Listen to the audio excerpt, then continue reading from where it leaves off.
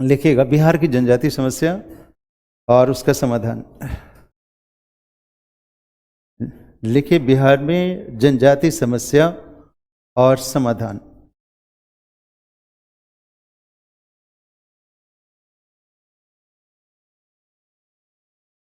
जनजातीय समस्या और समाधान।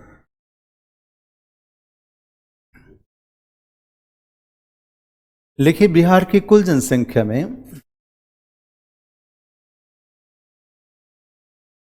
बिहार की कुल जनसंख्या में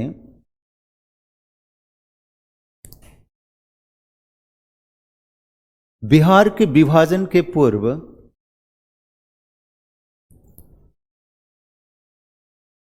बिहार के विभाजन के पूर्व 10.7%, 10.7% जनसंख्या जनजाति निवास करते थे।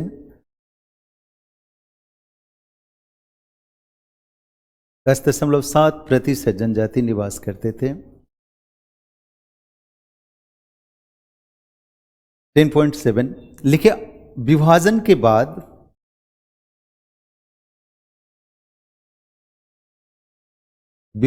बाद बिहार की जनसंख्या में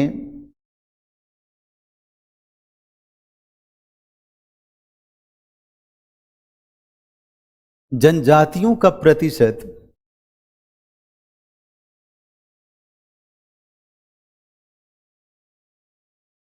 1.76 है। 1.76 है और ये सभी जनजाति प्रवासी जनजाति हैं।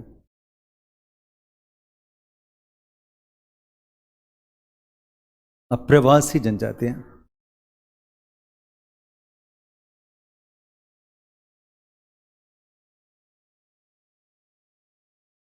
प्रमुख जनजातियों में संथाल,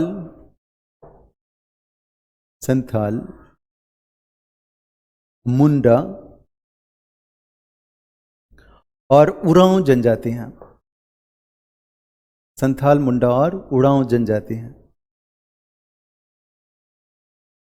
उरांव तीसरा सीक्वेंस हमने लिखा है, लिखेगा संथाल, मुंडा, उरांव। लेकिन प्रवास की दो धाराएं देखने को मिलती हैं।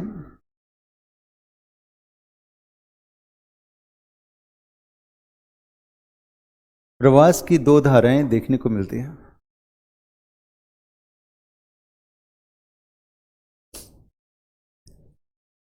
लिखिए उत्तर पूर्वी झारखंड से लेकर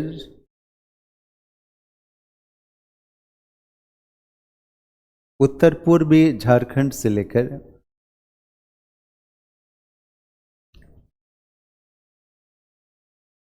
बिहार के जिलों में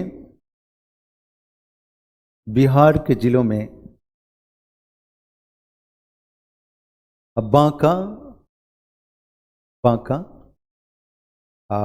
भागलपुर,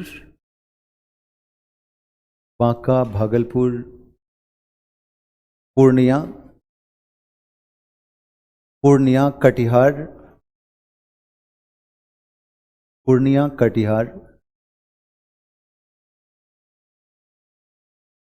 क्या क्या हमने कहा? सबसे पहले बांका, उसके बाद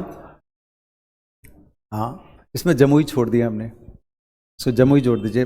सीरीज में मैंने पहले बनाया बांका, उसके बाद जमुई जोड़ दीजिए, भागलपुर, कटिहार, पूर्णिया, किशनगंज।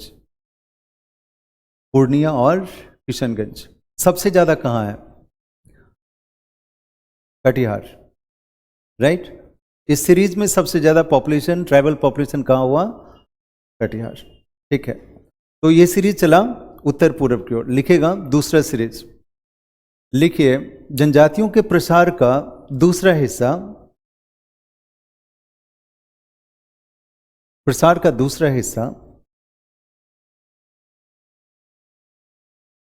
उत्तर पश्चिमी झारखंड से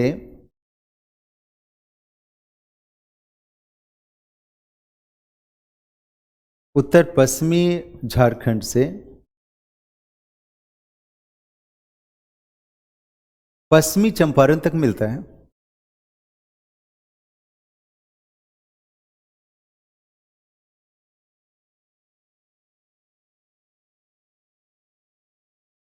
इस क्षेत्र में 3 प्रमुख जिले हैं। 3 प्रमुख जिले हैं। पहला लिखिएगा ये कैमूर, रोहतास और पश्चिमी चंपारण।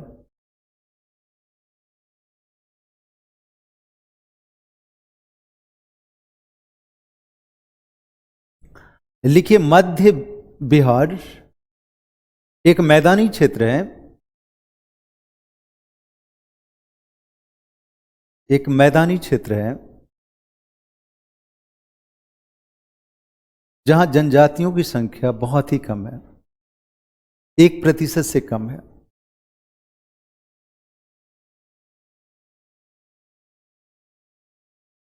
ठीक है। मध्य बिहार एक मैदानी क्षेत्र है जहां जनजातियों की संख्या 1 से भी कम है। 1.7 तो पूरा कह रहे हैं। अब यहां से लिखिएगा समस्याएं। लिखिए जनजातियों की समस्याएं। बताइए। संथाली है? नहीं, एक चीज बताइए, सबसे कम ट्राइबल पॉपुलेशन कहाँ है? हाँ, जिलों में। That is Samastipur, right. सबसे ज्यादा क्या हो गया? हाँ, तो फैक्ट्स जब कभी आपको पीटी में ऐसा पूछता नहीं है, मेंस की जरूरत है। सो लिखेगा यहां, बात करते हैं समस्या। लिखेगा समस्याएं, द प्रॉब्लम्स। लिखेगा पहला समस्या,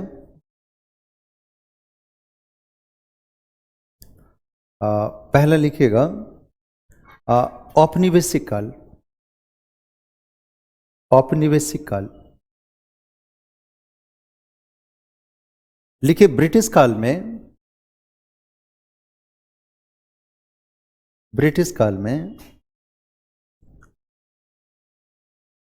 इन जनजातियों को संसाधन के अधिकार से वंचित किया गया। संसाधन के अधिकार से वंचित किया गया।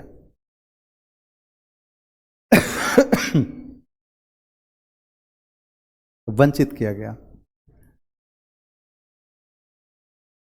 जबकि आर्थिक विकास का मूल आधार, आर्थिक विकास का मूल आधार प्राकृतिक संसाधन था। प्राकृतिक संसाधन था।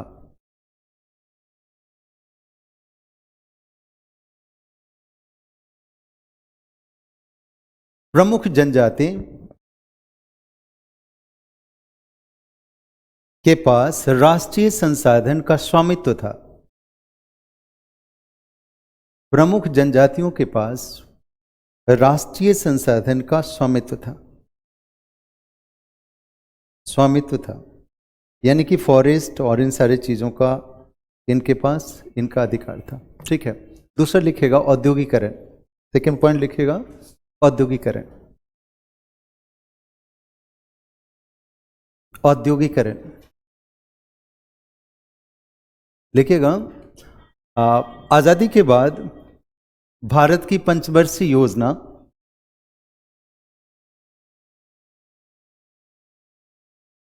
आजादी के बाद भारत की पंचवर्षीय योजना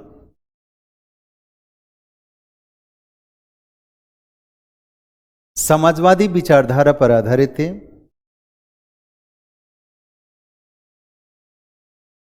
पंचवर्षीय योजना सामाजिक विचारधारा पर,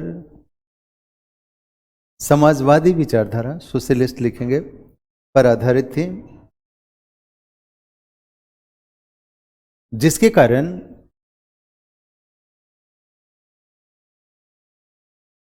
जनजातीय क्षेत्र में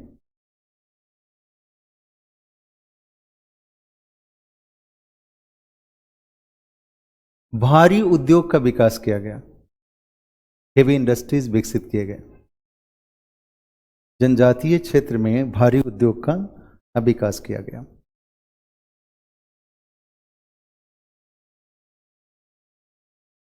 जहां जनजातियों को रोजगार नहीं मिला, जनजातियों को रोजगार नहीं मिला। न मिलने का मूल कारण क्या हुआ? शिक्षा न होना, है ना। जनजातियों को अधिकार नहीं मिला, जॉब नहीं मिले। तीसरा लिखेगा वन कानून या पर्यावरण कानून, ऐसा लिखेगा ज्यादा बेहतर होगा। पर्यावरण कानून, पर्यावरण कानून लिखे। पर्यावरण नीति के आधार पर, पर्यावरण नीति के आधार पर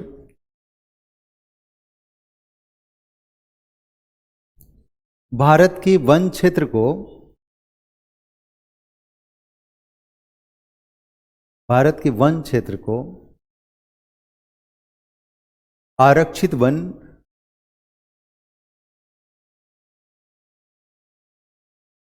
आरक्षित वन, संरक्षित वन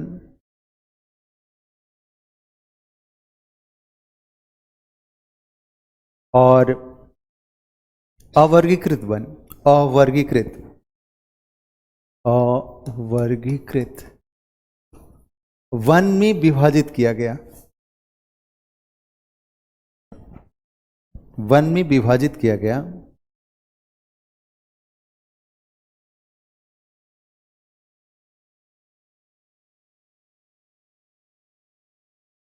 देखिए, जीव आरक्षित क्षेत्र,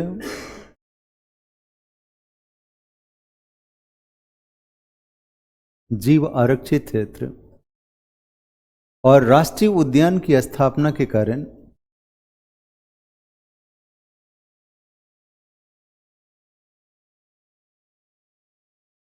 अपने क्षेत्र से इनका प्रवास हुआ, स्थापना के कारण अपने क्षेत्र से इनका प्रवास हुआ।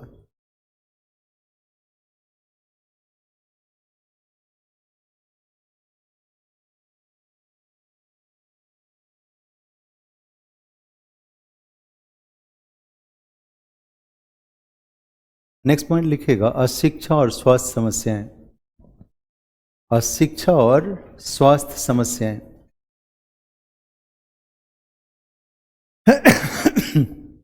अशिक्षा और स्वास्थ्य समस्याएं, स्वास्थ्य समस्याएं लिखिए। प्रवासी होने के कारण,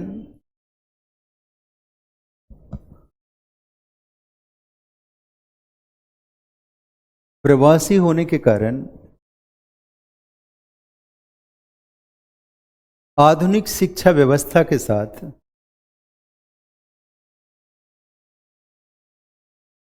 आधुनिक शिक्षा व्यवस्था के साथ सामंजस्य न हो पाना, सामंजस्य न हो पाना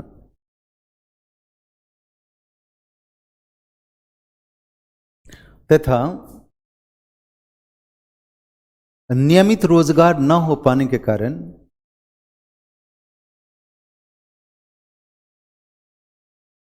नियमित रोजगार न हो पाने के कारण कुपोषण, कुपोषण, अशिक्षा और अधिकांश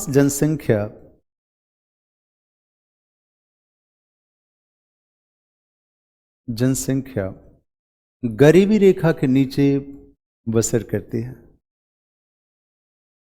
गरीबी रेखा के नीचे बसर करती है। So social serious issue right now. Stages में देखिएगा, जो कभी ऑनर होता था स्टेजेस में खत्म हो गया, मार्जिन पे आ गया। तो बिहार के दोनों ही क्षेत्रों में इस तरह के काम मिलते हैं। समाधान क्या है लिखेगा, जनजातीय समस्या का समाधान सबसे बड़ा प्रयास जो किया गया था 5वीं पंचवर्षीय योजना में आईटीडीपी शुरू किया गया था। आपने सुना होगा, इंटीग्रेटेड ट्राइबल डेवलपमेंट प्रोग्राम, नहीं, जनजातीय विकास कार्यक्रम लिखेगा। 5वीं पंचवर्षीय योजना में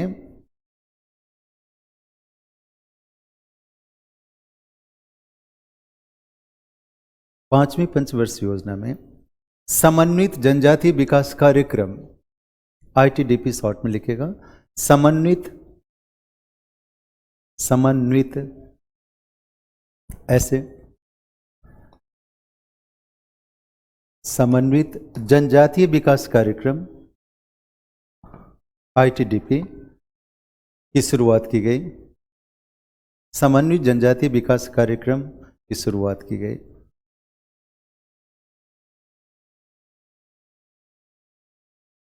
जनजातीय क्षेत्र को पहचान कर उसके विकास के लिए कार्य किया गया।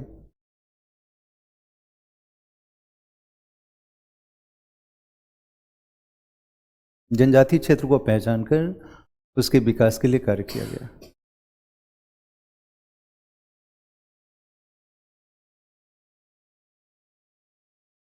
ठीक है, सेकंड पॉइंट लिखिएगा संपूर्ण भारत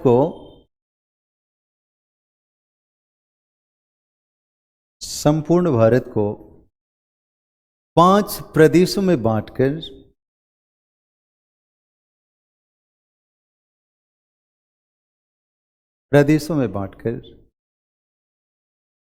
जनजातीय अनुसंधान केंद्र स्थापित किए गए।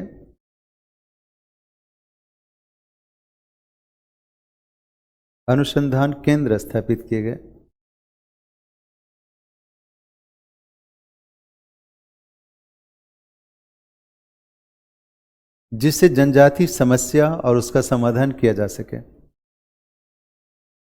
जनजातीय समस्या और उसका समाधान हो सके।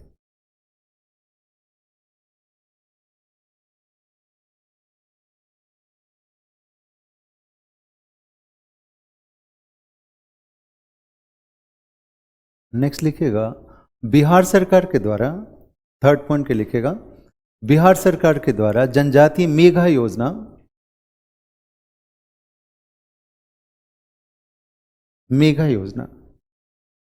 आपने सुना होगा कि जो फर्स्ट क्लास से पास किया उसको 15,000 रुपये, सेकेंड क्लास से पास किया 10,000 रुपीज़, उसको नियमित रूप से स्कॉलरशिप मिलता है, राइट ना।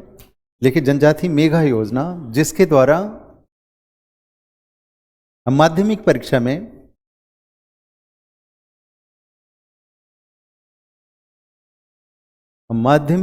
में प्रथम श्रेणी से पास करने पर 15,000 रुपये,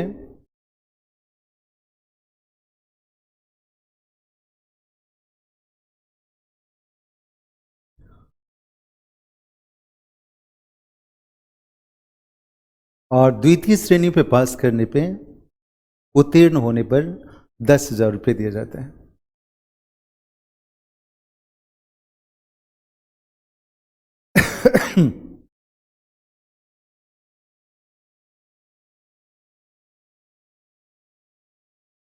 नेक्स्ट पॉइंट, कुछ और भी पॉइंट जोड़िए। लिखिए परीक्षा पूर्व कोचिंग की व्यवस्था। परीक्षा पूर्व कोचिंग की व्यवस्था।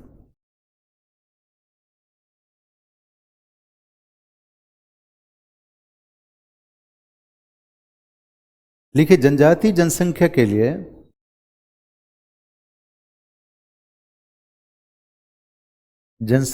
लिए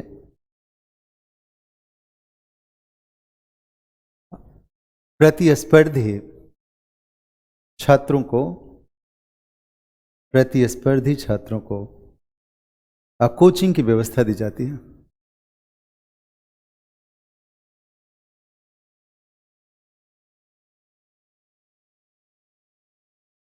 तो ये सारे प्रयास किए गए जिसके द्वारा आगे जितने दिन होंगे देखिएगा इसकी एक ऐसा ही जाएगा कि जनजाति सबसे डेवलप्ड होगा। नहीं, मैं बताता हूँ कि एक जनजाति, चूंकि मीडिया में बोल रहा हूँ, देखिएगा राजस्थान में सबसे डेवलप्ड जनजाति मीना जनजाति है। कोई मीना से बात कीजिए तो देखिएगा कि उसके घर में एक IAS ऑफिसर होगा। They are actually rich. अगर देखिएगा उनका इकोनॉमिक कैपेसिटी बहुत ज़्यादा है। बहुत सारे फ्रेंड्स में देखे जयपुर, मैं बहुत दिनों तक जयपुर पढ़ा और देखा हूँ, तो they are actually rich, but उनको सपोर्ट मिला और उसका फ़ायदा मिला। सो ये जितने एरियाज हैं उसको देखिए। एक ऐसा एरिया जिसको मैं पढ़ाता नहीं हूँ, बिल्कुल थियोरिटिकल एरिया है, वो है भारत का भाषा संगठन। याद है, जैसे लास्ट हमने पढ़ा है पॉपुलेशन का, तो पॉपुलेशन में एक टर्म आया संगठन, याद है, कंपोजिशन। तो कंपोजिशन में बहुत सारे हैं और कोई एक मुद्दा उठा के पूछ लेता है। जैसे देखिए संगठन में हमने परिभाषा क्या बताया, ऐसा जनसंख्या की विशेषता जिसके आधार पर जनसंख्या को वर्गीकृत करते हैं। तो कोई भी कैरेक्टर होगा, कौन कौन से कैरेक्टर, मान लीजिए कि आपको जेंडर हो गया, मेल फीमेल पॉपुलेशन हो गया, राइट, भाषाई संरचना हो गया, लैंग्वेज हो गया, राइट, रिलीजन हो गया, कास्ट हो गया, जितने क्वेश्चन बनाओ बन जाएगा। नहीं, तो कंपोजिशन आमतौर चूंकि जो आपका लैंग्वेज है कंप्लीटली थियोरिटिकल है, बुकिश है, इसलिए नहीं पढ़ाता हूँ। मैं इसको थोड़ा सा ब्रीफ करता हूँ जिससे आइडिया बन जाए, कहीं फंस गए तो 7-8 मार्क्स के क्वेश्चन वहाँ से लिख पाए आप। सो देखिएगा, लिखिएगा, संगठन में एक बार खत्म कर दूँ तो, नहीं तो बाद में आए कि संगठन मैंने पढ़ा नहीं, राइट। हाँ, क्योंकि ह्यूमन का लास्ट एरिया है, लास्ट एरिया में सबसे ये होता है कि हमने ये चीज़ पढ़ा नहीं पढ़ा। कंपोजिशन, दैट इज संगठन। संगठन की परिभाषा क्या है, is a character of population. हम लोग इंग्लिश में क्या लिखते हैं, कैरेक्टर ऑफ पॉपुलेशन, जनसंख्या की विशेषता जिसके आधार पर जनसंख्या को पहचानते हैं। कितने आधार हैं पहचानने के लिए, लिंग है सबसे पहले, भाषा है, धर्म है, जाति है, प्रजाति है या नहीं, रेसेस भी हैं, आयु वर्ग है या नहीं, आयु वर्ग भी है। तो कोई भी एक मुद्दा उठ सकता है। थोड़ा सा इसको ब्रीफ करते हैं। लिखिएगा एक हेडिंग, लिखिए जनसंख्या संगठन, पॉपुलेशन कंपोजिशन। लिखिए जनसंख्या संगठन, यह जनसंख्या की विशेषता है, यह जनसंख्या की विशेषता है जिसके आधार पर जनसंख्या को पहचाना जाता है। यह जनसंख्या की विशेषता है जिसके आधार पर जनसंख्या को पहचानते हैं।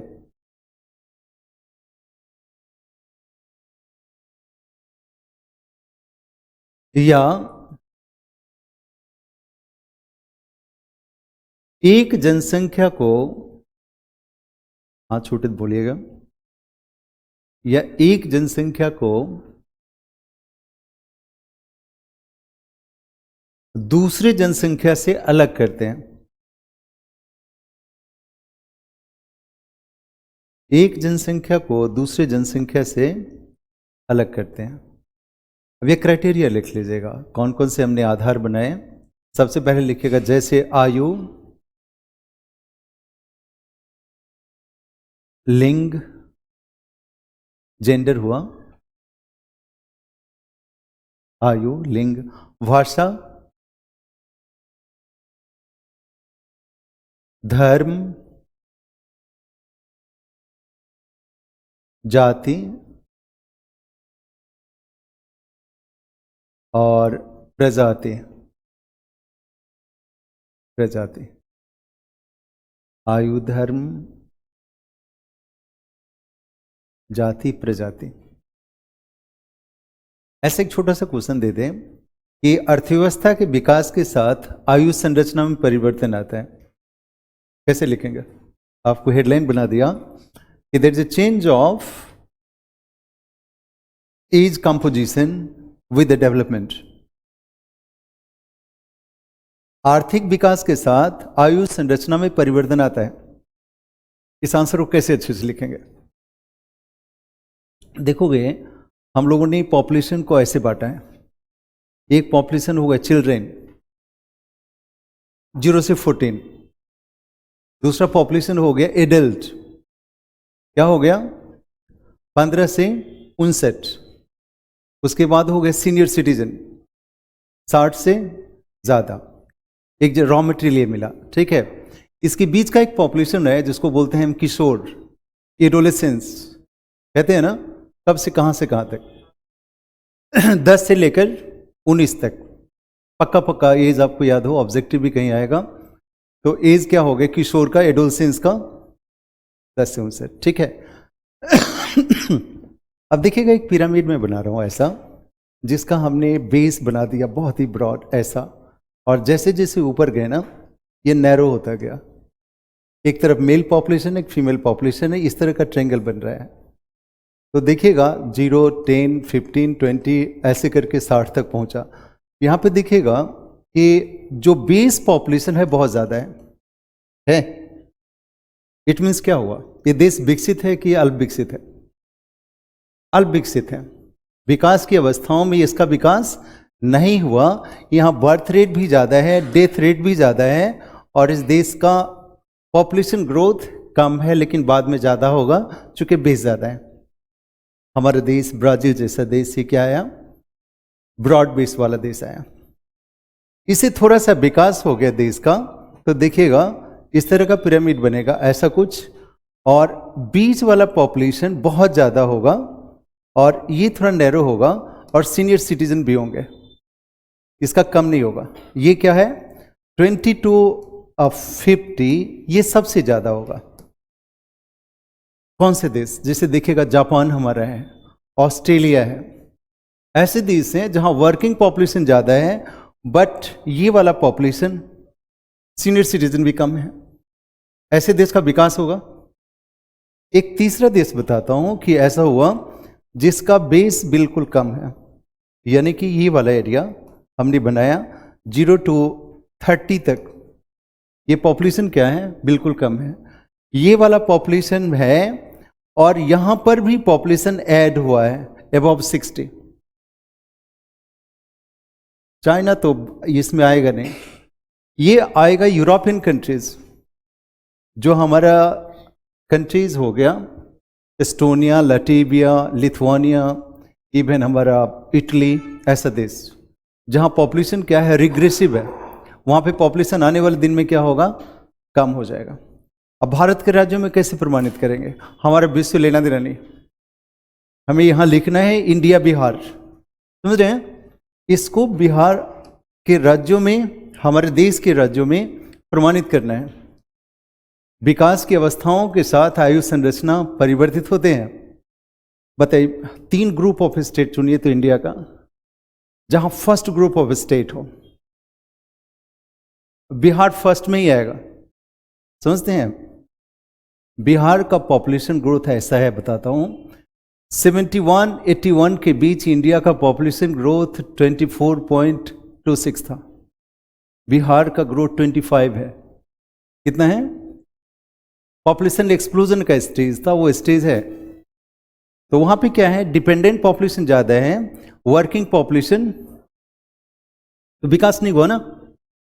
अब बताइए दूसरा स्टेट जहां पे ऐसा है,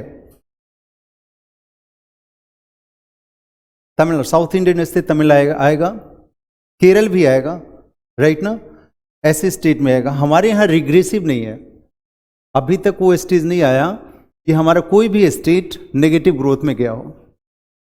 सभी स्टेट किस में आते हैं, आइदर हाई में आते हैं या फिर सेकेंड में आते हैं। तो इसको मैं लिखाता नहीं हूं, लिख लेंगे, वो लिखाने पे ज़्यादा हो जाएगा, बहुत ज़्यादा लिख लेंगे इसको, थोड़ा थोड़ा मैं लिखा देता हूँ, जितने पॉइंट्स उसको थोड़ा लिखा देता हूँ, तो बाद में होगा क्या कि हम मैंने नहीं जाना। सो लिखेगा फर्स्ट वन, क्या हमने उठाया, आयु लिखेगा, लिखिए विभिन्न आयु वर्गों में, विभिन्न आयु वर्गों में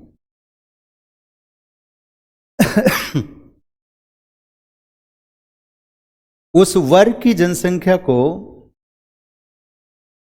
उस वर्ग की जनसंख्या को आयु संरचना के अंतर्गत, आयु संरचना के अंतर्गत शामिल किया जाता है।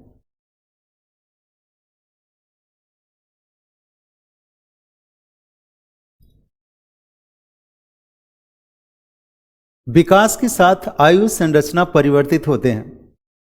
विकास के साथ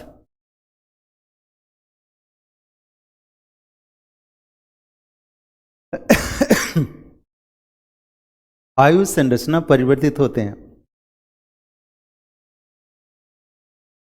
भारत के राज्यों के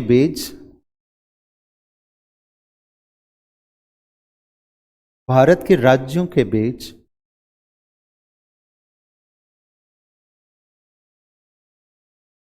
विकास की अवस्था में अंतर मिलता है।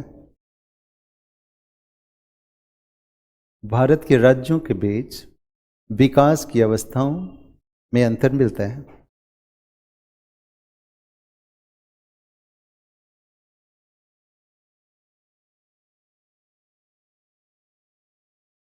अगर इस विकास की अवस्थाओं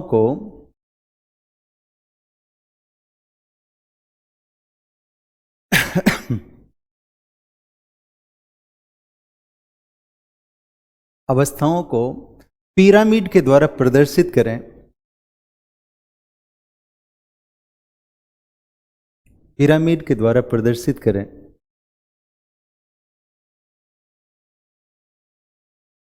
तो 3 अवस्थाएं मिलती हैं। 3 अवस्थाएं मिलती हैं।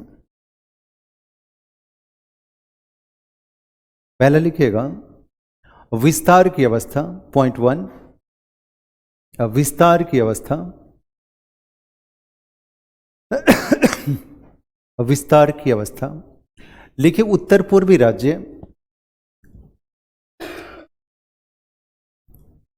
उत्तर पूर्वी राज्य और पूर्वी उत्तर प्रदेश, बिहार जैसे राज्यों में, पूर्वी उत्तर प्रदेश, उत्तर पूर्वी राज्य हमने पहला ग्रुप बताया। दूसरा पूर्वी उत्तर प्रदेश और बिहार जैसे राज्यों में विस्तार की अवस्था है।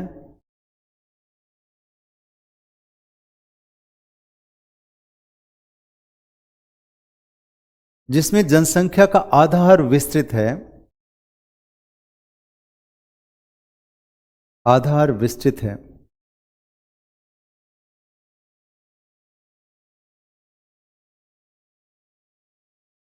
और आयु के साथ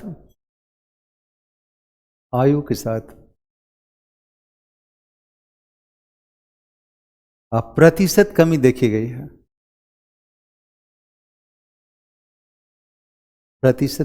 कमी देखी गई है। जैसे आयु बढ़ता जाएगा परसेंटेज क्या होगा, कम हो जाएगा। लिखेगा सेकेंड पॉइंट, लिखिए दक्षिण के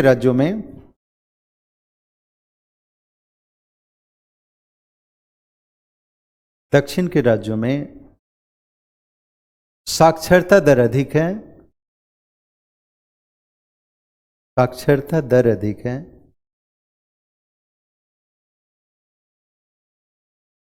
और कार्यशील जनसंख्या का प्रतिशत अधिक है। कार्यशील जनसंख्या जो प्रोडक्टिव पॉपुलेशन है उसका प्रतिशत अधिक है।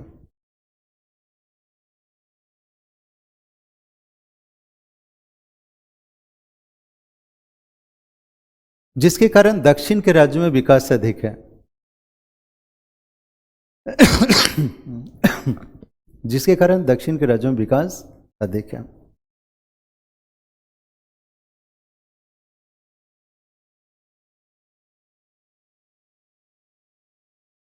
लिखे भारत के राज्यों में, पॉइंट पैराग्राफ चेंज करके, भारत के राज्यों में हरासमान पिरामिड, रिग्रेसिव पिरामिड जिसको बोलते हैं, इसको हिंदी में लिखें तो क्या होगा, हरासमान पिरामिड, हरासमान पिरामिड। भारत के राज्यों में हरासमान पिरामिड नहीं नजर आता है, नहीं नजर आता है। तो छोटे क्वेश्चन अगर ऐसा है तो थोड़ा ब्रीफ करता हूं भाषा को एक बार। धर्म ऑब्जेक्टिव क्वेश्चन आते हैं। भाषा आपने पढ़ा होगा एनसीईआरटी बुक वगैरह में या इंडियन ज्योग्राफी में, हर एक जगह एक भाषा परिवार होगा, उपभाषा होगा और बोलियां होगी, इस तरह की बातें होगी। आपने कहीं देखा है ऐसा? हाँ, जैसे देखिएगा लिखा होगा इंडो आर्यन, ऐसा सबसे बड़ा भाषा परिवार, भारतीय आर्य भाषा। द्रविड़ देखा होगा, सेकेंड ग्रुप क्या बनता है? द्रविड़। तीसरा तीसरा ग्रुप बताइए, जो पठारी क्षेत्रों के उत्तरी हिस्से का है, उसको क्या बोलते हैं? एक है साइनो तिब्बतियन, क्या है? Sino Tibetan. और सबसे लास्ट ग्रुप क्या हुआ? वो हो गया आपका किरात ग्रुप या निषाद ग्रुप। निषाद ग्रुप। चलिए मैं इसको डिटेल करता हूं। हमारी पूरी इंडिया का 73% पॉपुलेशन क्या बोलता है? Indo Aryans. इसका 3 ग्रुप है। एक है हमारा दर्दी, एक है ईरानी ईरानी और भारतीय आर्य। हम जो बिहार, उत्तर प्रदेश, मध्य प्रदेश में बोलते हैं, क्या बोलते हैं? भारतीय आर्य बोलते हैं। संस्कृत से टूटकर जितनी भाषाएं बनी क्या हुई? भारतीय आर्य। दर्दी किसकी भाषा हुई? ये कश्मीर की भाषा है, कश्मीर हो गया। और ईरानी वो हो गया हिंदी, जो भारत से बाहर बोली जाती है। तो एक पैराग्राफ में लिख लीजिए, इसको मैं लिखाता हूं। लिखिए, भारत का भाषा परिवार, भाषा परिवार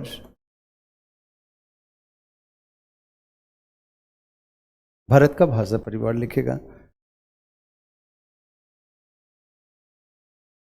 लैंग्वेज फैमिली ऑफ इंडिया। लिखिए, भारत के भौगोलिक क्षेत्रों के अनुसार, भारत की भौगोलिक क्षेत्र के अनुसार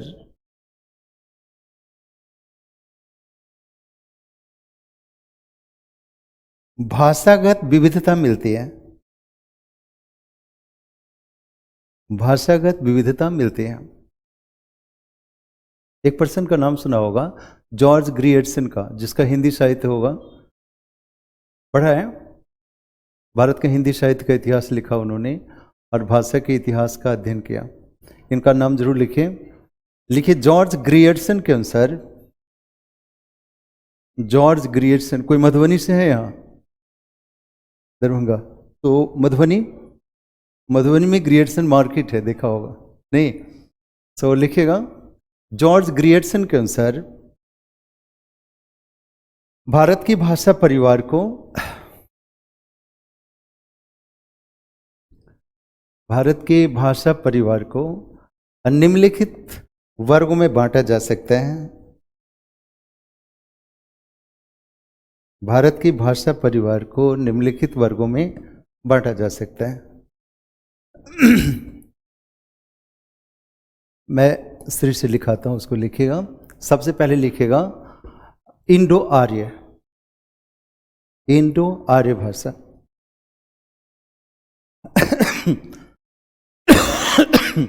क्या हुआ? इंडो आर्य। लिखिए, भाषा परिवार भारत का सबसे बड़ा परिवार है, इंडो आर्य।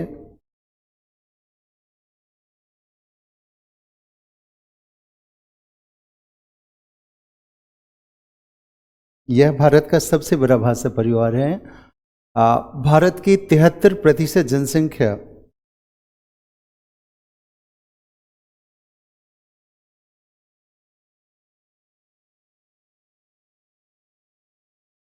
73% जनसंख्या इस भाषा का प्रयोग करता है।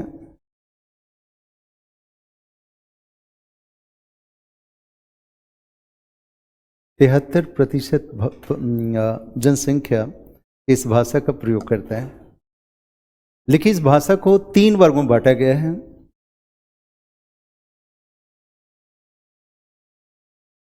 इस भाषा को 3 वर्गों में बांटा गया है। सबसे पहले लिखिएगा भारतीय आर्य भाषा, भारतीय आर्य भाषा जिसमें हिंदी की बोलियों को शामिल किया गया है। जिनका हिंदी साहित्य हो वो पढ़े होंगे, अब तो ऑप्शनल रहा नहीं। नहीं, हाँ, तो जिसमें हिंदी की बोलियों को शामिल किया गया है। अवधी, मागधी, भोजपुरी, मैथिली जितने हो गए, क्या हो गया? भारतीय आर्य भाषा।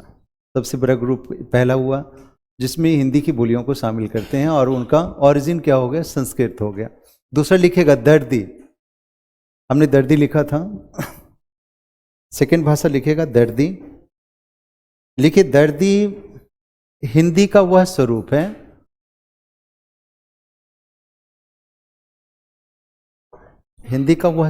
है जिसका प्रयोग कश्मीर में करते हैं हम। कश्मीरी भाषा क्या हो गई? दर्दी हो गई, जिसका प्रयोग कश्मीर में करते हैं। और तीसरा लिखेगा ईरानी। ईरान से क्या हो गया? ईरानी। लिखिए भारत के बाहर बोली जाने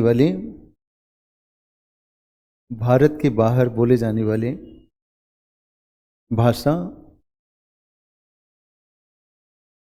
जो हिंदी का रूप है। पहला क्लियर हुआ? भारतीय भाषाओं में पहला भाषा वर्ग क्या हुआ? इंडो आर्य। उसका 3 ग्रुप कौन कौन हुआ? दर्दी, ईरानी और भारतीय। क्लियर हो गया? हमारी भोजपुरी, मैथिली, ये सब क्या हो गया? भारतीय। कश्मीरी अब बाहर जो लोग बोलते हैं, ठीक है। दूसरा देखिएगा, यह है द्रविड़। द्रविड़ जानते होंगे। द्रविड़ को दक्षिण भारत के लिए जानते हैं हम। वैसे जब ज्योग्राफिकल देखते हैं तो विंध्याचल पर्वत से दक्षिण, ये क्या है? द्रविड़ है, ऐसा कहते हैं ना।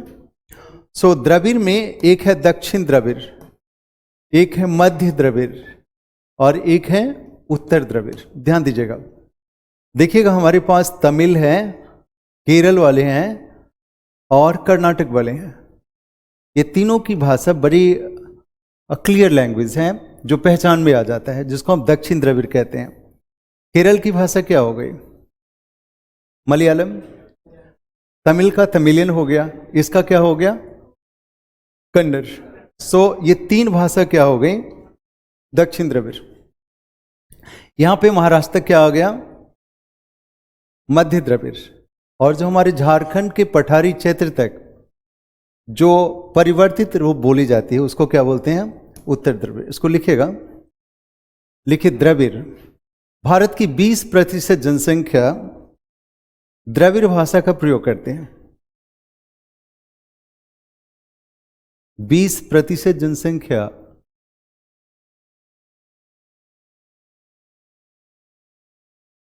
द्रविड़ भाषा का प्रयोग करते हैं। 20%। लिखिए द्रविड़ भाषा को 3 भागों में बांटा गया है।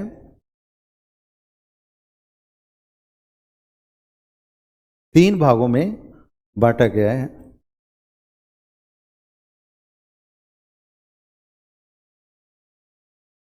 पहला लिखिएगा दक्षिण द्रविड़,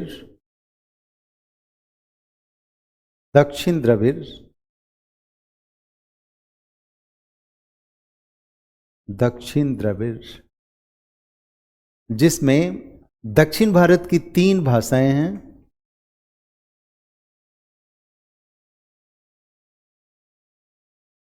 दक्षिण भारत की 3 भाषाएं हैं। तीनों भाषाओं को लिखिएगा तमिल,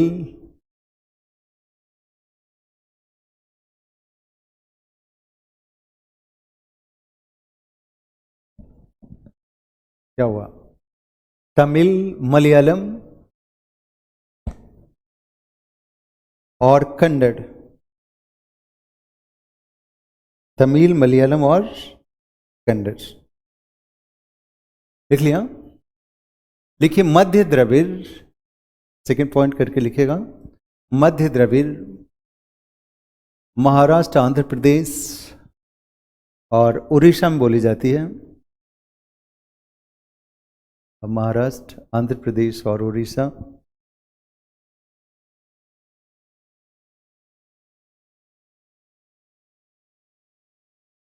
में बोली जाती है,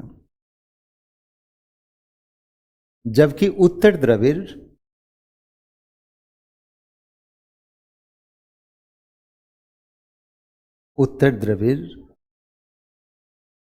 छोटा नागपुर पठार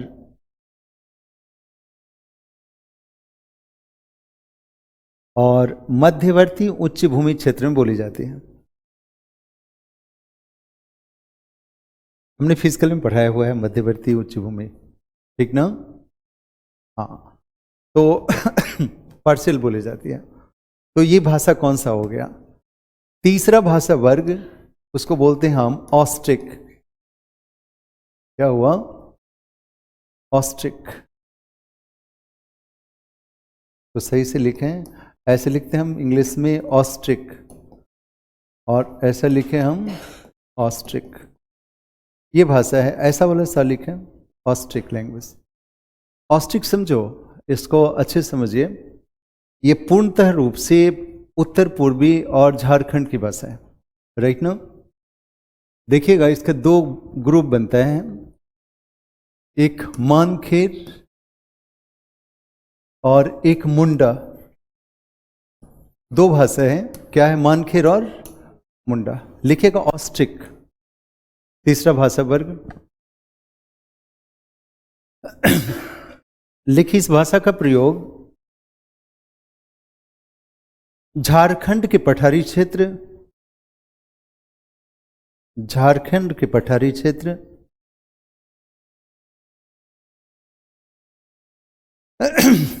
मेघालय का पठार,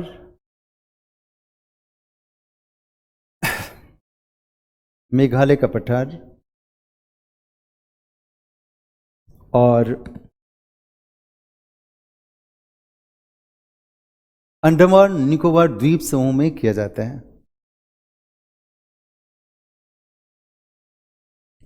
अंडमान निकोबार द्वीप समूह में किया जाता है।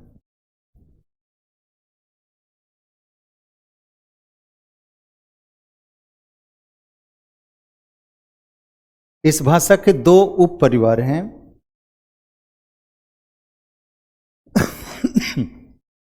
दो उप परिवार हैं, एक लिखेगा मानखेर और दूसरा मुंडा। मानखेर और मुंडा।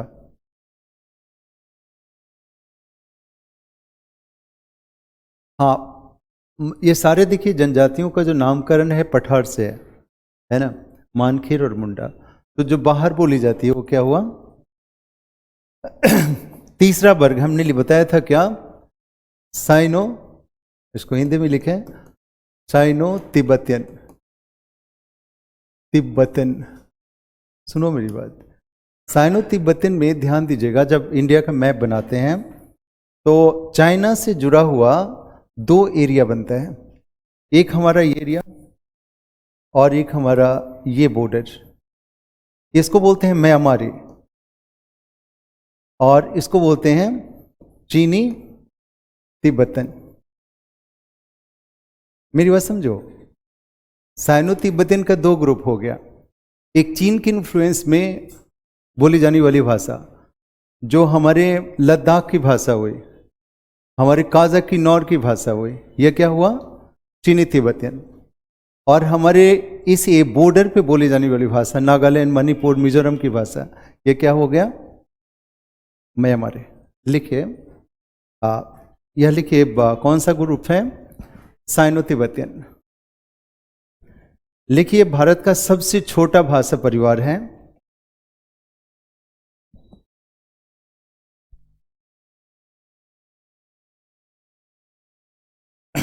लिखिए, यह भारत का सबसे छोटा भाषा परिवार है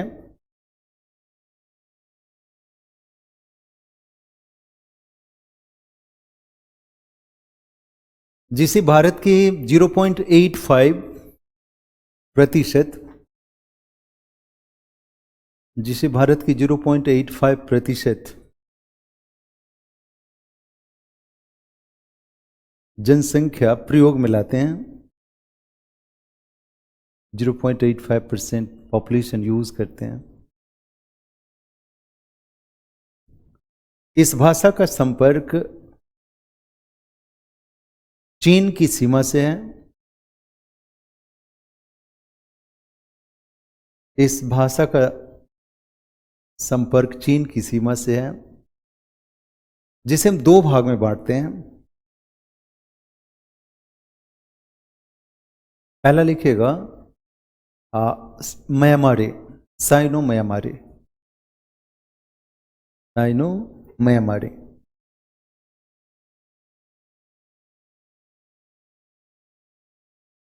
लिखे म्यांमार की सीमा पर स्थित राज्य,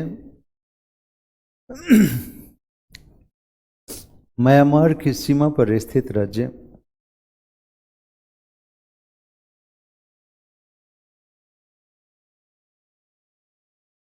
नागालैंड, मणिपुर, मिजोरम, इसका प्रयोग करते हैं। इसका प्रयोग करते हैं नागालैंड, मणिपुर, मिजोरम, साइनो म्यांमारी। लेकिन दूसरा वर्ग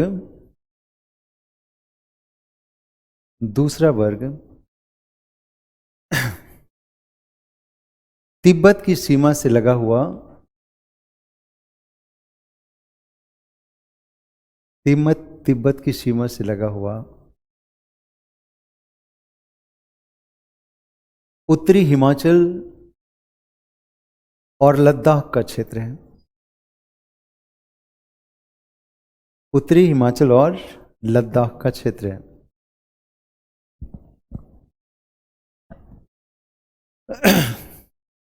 जहां साइनो तिब्बतियन भाषा बोली जाती है। एक इमेज बना कि नहीं? देखो, सबसे पहला काम क्या होता है, भाषा तो आपको खुद ही आ जाएगा। वो स्ट्रक्चर इमेज याद हुआ क्या? 4 भाषा परिवार, डिसेंडिंग ऑर्डर में सजाइए ऑब्जेक्टिव के लिए। सबसे बड़ा भाषा परिवार इंडो आर्यन, उससे छोटा द्रविड़, उससे छोटा ऑस्ट्रिक, और सबसे छोटा, तो एक इमेज बन गया। अब सेकेंड इमेज बनाइए कि उसका उप परिवार है ना। हमने इंडो आर्यन कहा, उसका 3 वर्ग है। क्या क्या? भारतीय आर्य, ईरानी और दर्दी, ठीक है। द्रविड़ का 3 वर्ग, ऑस्ट्रिक का 2 वर्ग, फिर साइनो तिब्बतियन का 2 वर्ग। हाँ, अब देखिएगा, अगर हमने इतना काम किया है और उसको एक लिख के दिया है, कभी एक और क्वेश्चन आ गया तो बच जाएंगे। समझते हैं? उनके लिए तो लिमिट है ना, जो चीज़ है सिलेबस में वो पूछेगा। आज कभी एक क्वेश्चन आया, कभी मानसून पूछा है, तो कुछ और भी पूछेगा। तो जितनी चीज़ें हैं उसको एक बार कवर करें। देखिएगा, नगरीकरण से क्वेश्चन आता है, राइट। देखिएगा, अर्बनाइजेशन से पिछली बार भी क्वेश्चन है, नगरी उपांत पूछ दिया, अर्बन फ्रिंज पूछ दिया। तो इसके दोनों हिस्सा को एक बार कवर करते हैं। सो पॉपुलेशन को छोड़ के आते हैं हम एरिया, दैट इज अर्बनाइजेशन। इसका 2 हिस्सा होगा। एक हिस्सा हम कवर करेंगे जो एनसीईआरटी बेस्ड है, थ्योरेटिकल हिस्सा। फिर जो क्वेश्चन आए हैं उस हिस्सा को सेकेंड फेज देखते हैं। तो अर्बनाइजेशन का जो स्ट्रक्चर है, जो ट्रेडिशनल और इस दोनों को एक स्ट्रक्चर बनाए, इस चैप्टर में क्या क्या पढ़ेंगे, राइट, क्या क्या पूछा जा सकता है। तो सबसे पहले जो 2 भाग बांट दीजिए, एक रूरल कर दीजिए, रूरल से क्या क्वेश्चन आएगा, दूसरा अर्बन से क्या क्वेश्चन आएगा। इसको हिंदी कर दीजिए, मैं इंग्लिश लिख लिया हूँ। ग्रामीण क्षेत्र बना दीजिए, ग्रामीण, और ये नगरीय बना दीजिए, ये नगरीय क्षेत्र क्या। पहला देखिएगा, जो थ्योरेटिकल एरिया आता है एनसीईआरटी का, अर्बन और रूरल सेटलमेंट में डिफरेंस पूछते हैं। रूरल ना भी पूछेगा, बट ये थ्योरेटिकल बेस बनता है। सेकेंड क्वेश्चन अगेन थ्योरेटिकल है, the types of rural settlement. इसको लिखेगा हिंदी में, ग्रामीण बस्तियों के प्रकार, ग्रामीण बस्तियों के प्रकार। और तीसरा इससे जुड़ के आता है ग्रामीण बस्तियों की समस्याएं, बस्तियों की समस्याएं। सो ये 3 एरिया हुआ थियोरिटिकल एरिया जो गांव से संबंधित हुआ। नगर में नगर का पहचान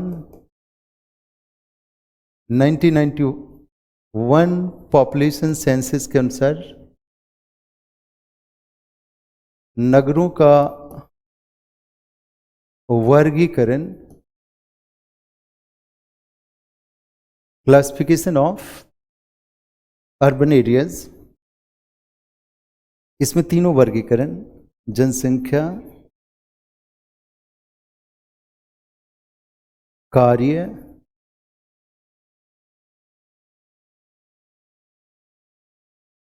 जनसंख्या और कार्य के आधार पर 2 ही वर्गीकरण है हमारे बुक में। नगरों की समस्याएं, समस्या लास्ट में लिखें। ये सारे थियोरिटिकल पार्ट हो गए जो पढ़ना ही पढ़ना है। इसमें भी नंबर दे दीजिए। पहचान 1 नंबर में, नगरों का वर्गीकरण दूसरा, तीनों आधार पे वर्गीकरण, और तीसरा क्वेश्चन नगरों की समस्या। ठीक है, अब इसका हम एप्लीकेशन एरिया ले जाएं। नगरीय उपांत, आपको एक्स्ट्रा क्वेश्चन आते हैं, पूछा हुआ है। और बिहार में नगरीकरण, ये अलग से पढ़ेंगे। ठीक है, तो कुल मिला के हमारे एरियाज बन गए। इसको #1 रखिए, #2 रखिए। इन चीज़ों को डिस्कस करते हैं। नगरीय उपांत, अर्बन फ्रिंज, ठीक है। और बिहार में नगरीकरण की अवस्था या समस्या जो भी है उसको इस फेज में देखेंगे। बन गया। स्टडी एरिया हमारा इतना है नगर एरिया से। ठीक है, ओके, लिख लिया। अब यहाँ पे देखो कि बन गया होगा, स्ट्रक्चर बन गया होगा। अब देखिएगा, मैं पढ़ा रहा हूँ तो मैं तो स्ट्रक्चर बना काम करता हूँ, ये अपने पे मेरी लर्निंग मेथड भी है। आप भी जब लोग पढ़ा करें, कोई टॉपिक हो, तो उस टॉपिक में जितना चीज़ है उसको एक पेज पे लाइए, राइट। अच्छा ये हो कि एक पेज पे लाने के बाद पिछले वर्षों से जो क्वेश्चन लिखा पूछा गया है उस पॉइंट के सामने लिखिए, राइट। सपोज हमने ये पूरा कंटेंट पढ़ा, तो यहाँ जो जो क्वेश्चन जिस एरिया से पूछा गया उसको लिख जाइए। तो तैयारी जो है आपकी वो बहुत ही हॉलिस्टिक होगी। जो भी लिखा पूछा जाएगा फिर आप उसको मोल्ड भी कर पाएंगे। ठीक है, कंटेंट तो उतना ही है। तो हर एक चैप्टर का 2 काम करना है, स्ट्रक्चर बनाना है, और जब आंसर लिखने चलिए तब भी स्ट्रक्चर बनाइए। इस आंसर का क्या क्या हिस्सा होगा। एग्जाम में अगर ना भी बनाए तो मेंटली ऐसा मैप जरूर हो। So go for the first area. क्या है? ग्रामीण और नगरीय बस्तियों में अंतर।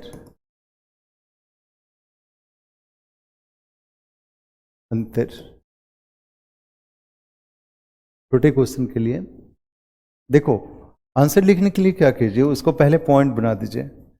पहले कार्य का अंतर देखिएगा। अगर कहीं ऑब्जेक्टिव क्वेश्चन भी पूछा गया हो कि गांव और नगर में सबसे मूलभूत अंतर क्या होता है, इंग्लिश का word that is the difference of functions. मूल अंतर क्या होता है? कार्य का अंतर होता है। पहले पॉइंट को लेके चलते हैं। मुख्य अंतर क्या हो गया? देखिएगा, ग्रामीण क्षेत्र में 75% पॉपुलेशन प्राइमरी एक्टिविटीज करेगा। प्राइमरी एक्टिविटीज कुछ भी हो सकता है, ऐसा नहीं कि एग्रीकल्चर ही करेगा, पोल्ट्री करेगा, फॉरेस्ट्री करेगा, फिशरीज करेगा। और अर्बन एरिया में 75% पॉपुलेशन नॉन प्राइमरी एक्टिविटीज करेगा या नॉन एग्रीकल्चर एक्टिविटीज करेगा। ये अंतर सबको पता होता है। दूसरा देखोगे, नोड और सर्विस का डिफरेंस होता है। तो आपका बुक कहता है, टेक्स्ट बुक कहता है, जो ग्रामीण और नगर में जो डिफरेंस होता है वो नोड और सर्विस का होता है। देखिएगा हर एक नगरीय क्षेत्र नोडल सेंटर होता है जहां पे सेवा उपलब्ध है, और रिसीव करने वाले कौन होते हैं? रूरल, राइट ना? तो नगरीय क्षेत्र सेवा देता है और ग्रामीण क्षेत्र सेवा रिसीव करता है। तीसरा टेक्स्ट बुक कहता है अभिवृत्ति और दृष्टिकोण का अंतर होता है। देखिएगा ये अंतर लिखता है आपका टेक्स्ट बुक, अभिवृत्ति और दृष्टिकोण का अंतर होता है। देखिएगा जो आपके गांव जाएंगे या जहां भी देखिएगा, परंपरागत विचार बहुत ही सशक्त रूप से गांव में होते हैं। धार्मिक मान्यताएं कहाँ चले, देखिएगा धार्मिक मान्यताएं, पूजा पाठ है ना, हर एक दिन लगेगा कहीं ना कहीं हो रहा है। नगर में ऐसा नहीं होता। होता है क्या? परंपरा से दूर दूर तक रिश्ता कम होता है नहीं? देखिएगा कि नगर आने के बाद परंपरा का इरोजन हो जाता है। नहीं, आप जितनी मान्यताओं को मानते होंगे उसका एसेंस आपके पास रह जाएगा। एसेंस मीन्स हमारा ऐसा था, राइट? दूसरा जो दृष्टिकोण है वो मॉडर्न हो जाता है। मॉडर्न मीन्स आप जो डिजिटल लाइफ की ओर शिफ्ट हो जाते हैं, है ना? आपका जो दृष्टिकोण है ब्रॉड हो जाता है। संबंध है यहाँ, अभिवृत्ति के बाद तीसरा शब्द कहता है संबंध। कहता है कि ग्रामीण व्यक्तियों के बीच जो संबंध होते हैं वो घनिष्ठ होते हैं। अभी हमने चर्चा किया था, चाय बिस्किट, ग्रामीण चैट, है ना? बैठ के 1 घंटे ताश भी खेल लिया, है नहीं? ताश ऐसा गेम है जो बहुत देर चलता है, शहर के लोगों के बस की चीज है नहीं। या चेस खेल लिया तो रात रात भर खेल लिया। तो देखिएगा वहाँ पे लीजर टाइम है, यहाँ पे क्या है? कोहेशन नहीं है। मैं अपनी ही बात बताता हूँ, आपकी तरह मैं भी कभी तैयारी करता था। तो एक हमारे फ्रेंड तमिलियन थे, ये इधर इंदिरा विकास में रहते थे। तो मैं गया, शाम के समय गांव के लोगों को मिलने की आदत होती है, तो कुछ डिस्कस करना ज्योग्राफी वगैरह। तो मेरे जाते ही उस गेट बंद कर लिया, का नो टाइम, राइट? देखो नगर का कितना बड़ा, वो भी तो गांव से आया। नेक्स्ट डे कह दिया हमारे पास टाइम नहीं है। तो ग्रामीण क्षेत्र में क्या है? आपके पास काफी टाइम है, शेयर करने के लिए काफी कुछ है। यहाँ है कोहेशन नहीं है, आपके बीच आइसोलेशन होता है, बहुत कम लोग से बात होती है। तो 3 अंतर इसको लिखेगा, ग्रामीण नगरीय क्षेत्र का अंतर लिखेगा। तीनों पॉइंट बनाइएगा। पहला अंतर फंक्शन, कार्य का अंतर लिखेगा, कार्य या फंक्शन। कार्य या फंक्शन लिखिए। ग्रामीण क्षेत्र में निवास करने वाले, ग्रामीण क्षेत्र में निवास करने वाले 75% से अधिक जनसंख्या, 75% से अधिक जनसंख्या प्राथमिक क्रिया में लगे होते हैं। प्राथमिक क्रिया में लगे होते हैं, प्राइमरी एक्टिविटीज में लगे होते हैं।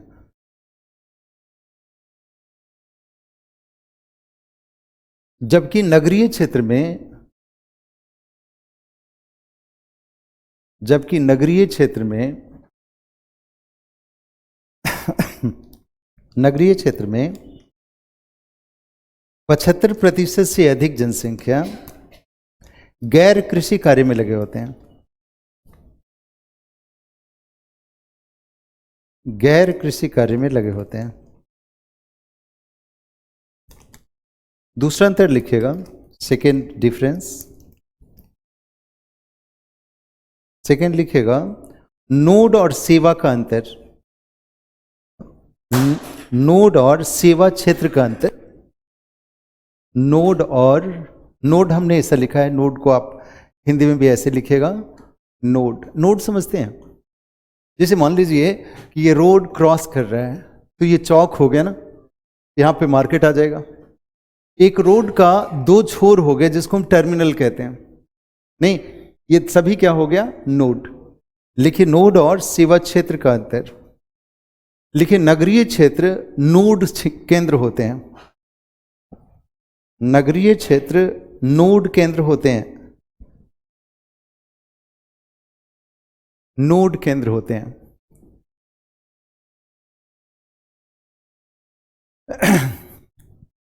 नोड केंद्र होते हैं जहां कार्यों का विशिष्टता मिलता है, या जहां विशिष्ट कार्य मिलते हैं, तभी हुआ जहां विशिष्ट कार्य मिलते हैं, जहां विशिष्ट कार्य मिलते हैं। एक हम लोग कभी आपने पढ़ा होगा सीबीडी, एनसीईआरटी वगैरह पढ़ा होगा, टेक्स्ट बुक तो सीबीडी पढ़ा होगा, सेंट्रल बिजनेस डिस्ट्रिक्ट, राइट। जैसे मान लीजिए कि आपको कोई ब्रांड चीज खरीदना है, तो कहाँ जाएंगे?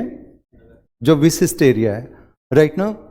आपको मान लीजिए कि कोई स्पेशल पर्सन से मिलना है, लॉयर को, डॉक्टर को, तो वो स्पेशल वर्क कहाँ मिलेगा? वो नोडल केंद्र पे, राइट ना। तो नगरीय क्षेत्र क्या होते हैं? नोडल केंद्र होते हैं। लिखो, ग्रामीण क्षेत्र इन क्षेत्रों से सेवा प्राप्त करते हैं। ग्रामीण क्षेत्र इन क्षेत्रों से सेवा प्राप्त करते हैं, इन क्षेत्रों से सेवा प्राप्त करते हैं। तीसरा पॉइंट लिखिएगा, अभिवृत्ति, दृष्टिकोण और संबंध का अंतर। अभिवृत्ति, दृष्टिकोण और संबंध का अंतर। अभिवृत्ति सही से लिखिए, दृष्टिकोण और संबंध का अंतर।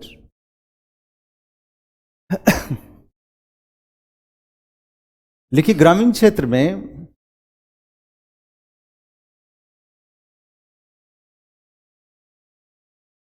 परंपरा के प्रति लगाव होता है। ग्रामीण क्षेत्र में परंपरा के प्रति लगाव होता है,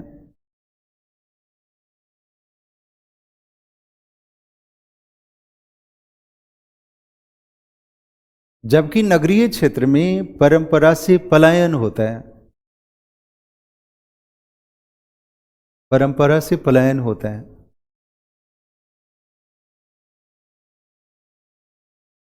एक चीज देखोगे, दिल्ली में परंपरा जिंदा है, उसका मूल कारण क्या है? सारे गांव के लोग हैं। देखोगे डिफरेंट गांवों का मिलकर अभी तक गांव ही है दिल्ली। यहां भी देखोगे परंपरा के प्रति लगाव अभी तक बचा हुआ है। मुंबई ने ऐसा नहीं हो गया, बेंगलोर सिटी क्या हो गया? परंपरा के प्रति लगाव पलायन होता है। उसके बाद देखिएगा, ग्रामीण क्षेत्र में, ग्रामीण क्षेत्र में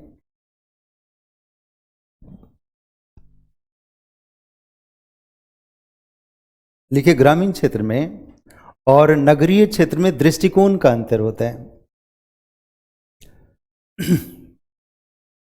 दृष्टिकोण का अंतर होता है।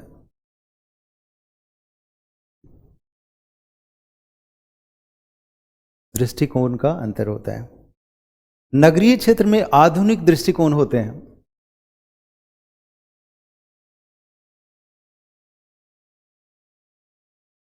आधुनिक दृष्टिकोण मिलते हैं तथा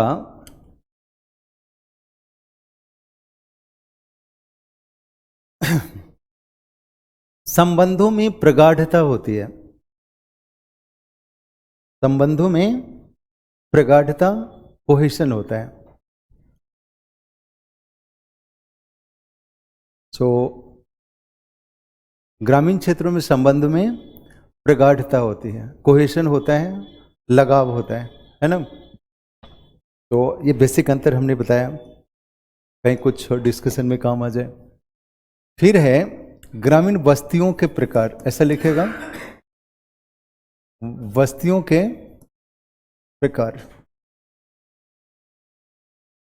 इसमें इसको 4 अलग अलग एरिया बनाइए। एक है गुच्छित बस्ती, एक है अर्ध गुच्छित,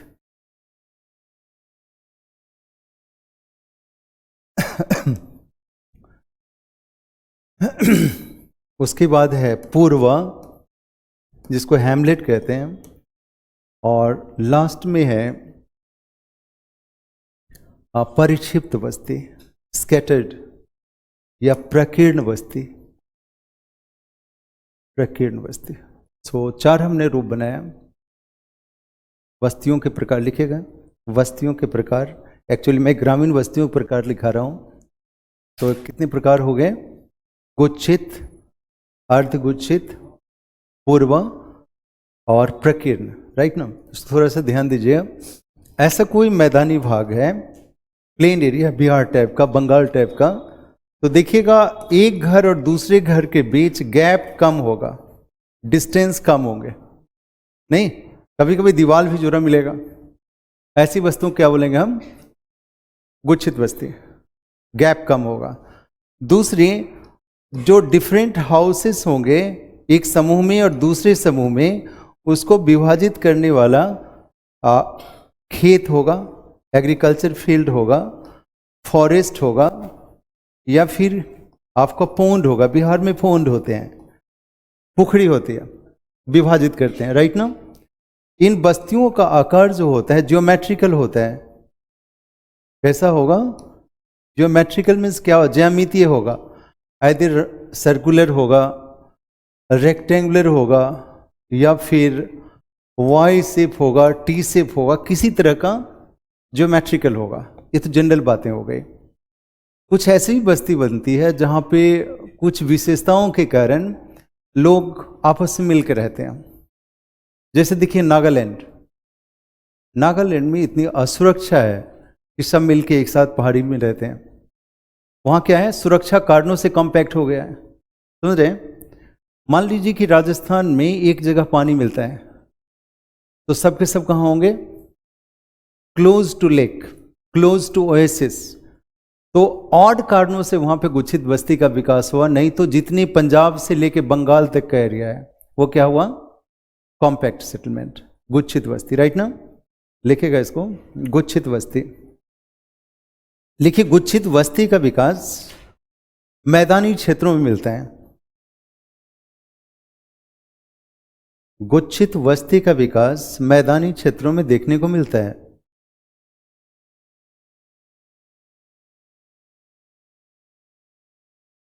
बस्तियों का विकास मैदानी क्षेत्रों में देखने को मिलता है।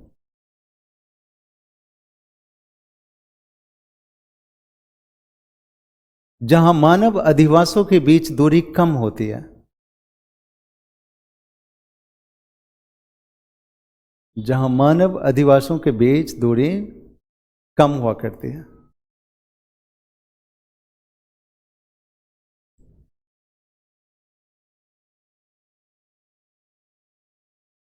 अधिवासों को विभाजित करने के लिए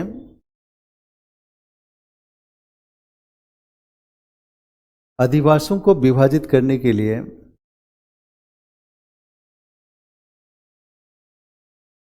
चारागाह भूमि, अधिवासों को विभाजित करने के लिए चारागाह भूमि, तालाब,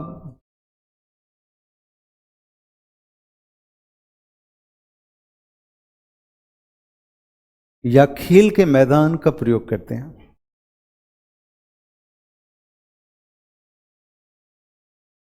प्ले फील्ड हुआ, और खेल के मैदान का प्रयोग करते हैं।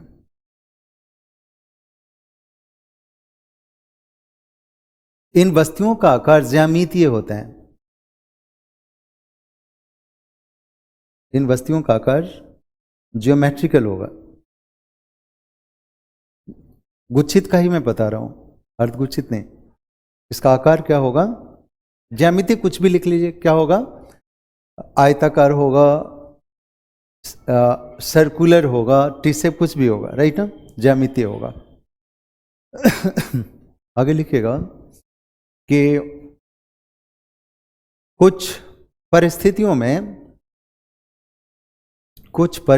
में इस प्रकार के बस्ती का विकास, कुछ परिस्थितियों में इस प्रकार के बस्ती का विकास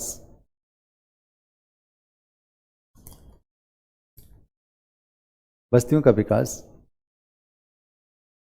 मरुस्थलीय क्षेत्र,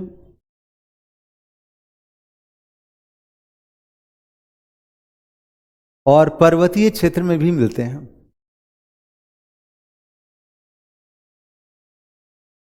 दोनों का कारण क्या हो गया?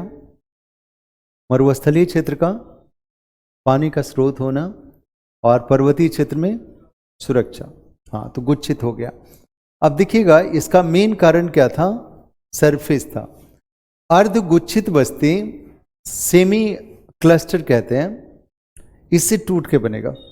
मान लो कि एक गांव का पॉपुलेशन बढ़ गया तो उसके आसपास दूसरा गांव विकसित हो जाएगा, दो भाग में बढ़ जाएगा। एक कारण हो गया। आमतौर पर देखा गया है कि इसका संबंध समुदाय से होता है। एक समुदाय अपनी समुदाय के साथ रहना चाहता है।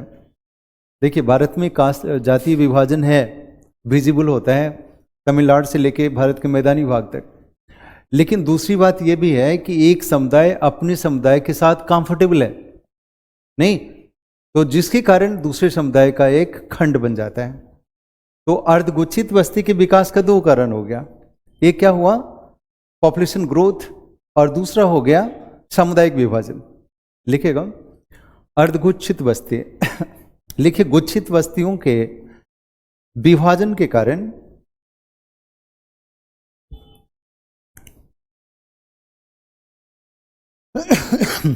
गुच्छित बस्तियों के विभाजन के कारण इस प्रकार के बस्ती का विकास होता है। ये बस्ती का विकास होता है।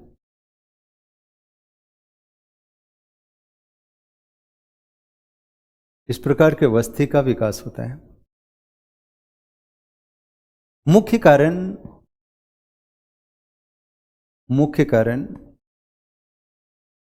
जनसंख्या के आकार में वृद्धि है,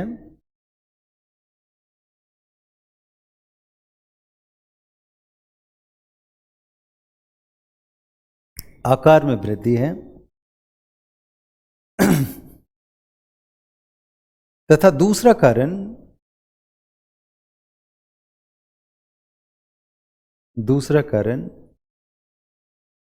सामुदायिक विभाजन है।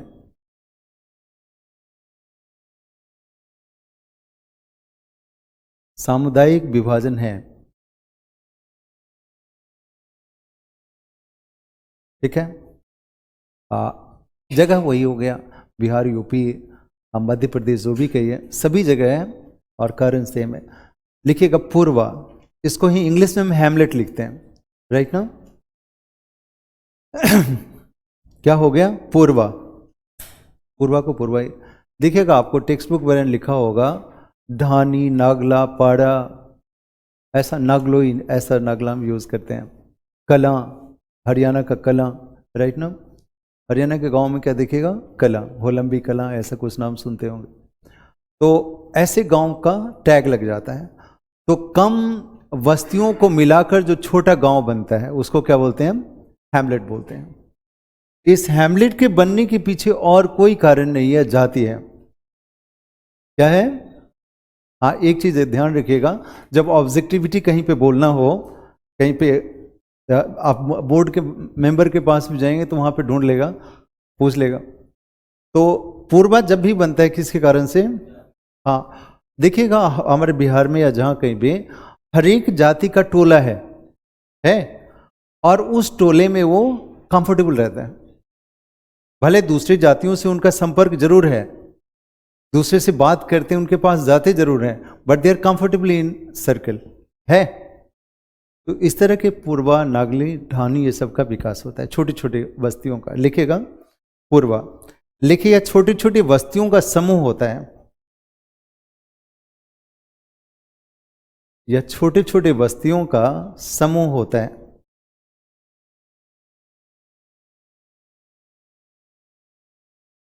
जिसका मुख्य कारण लिखिए, जिसका मुख्य कारण जातीय विभाजन है।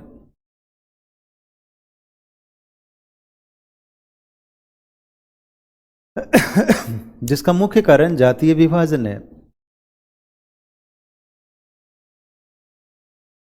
एक समुदाय अपनी समुदाय के साथ रहकर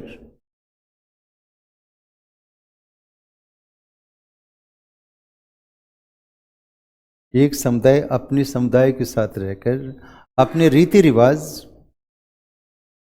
के अनुसार जीता है, रीति रिवाज के साथ जीता है।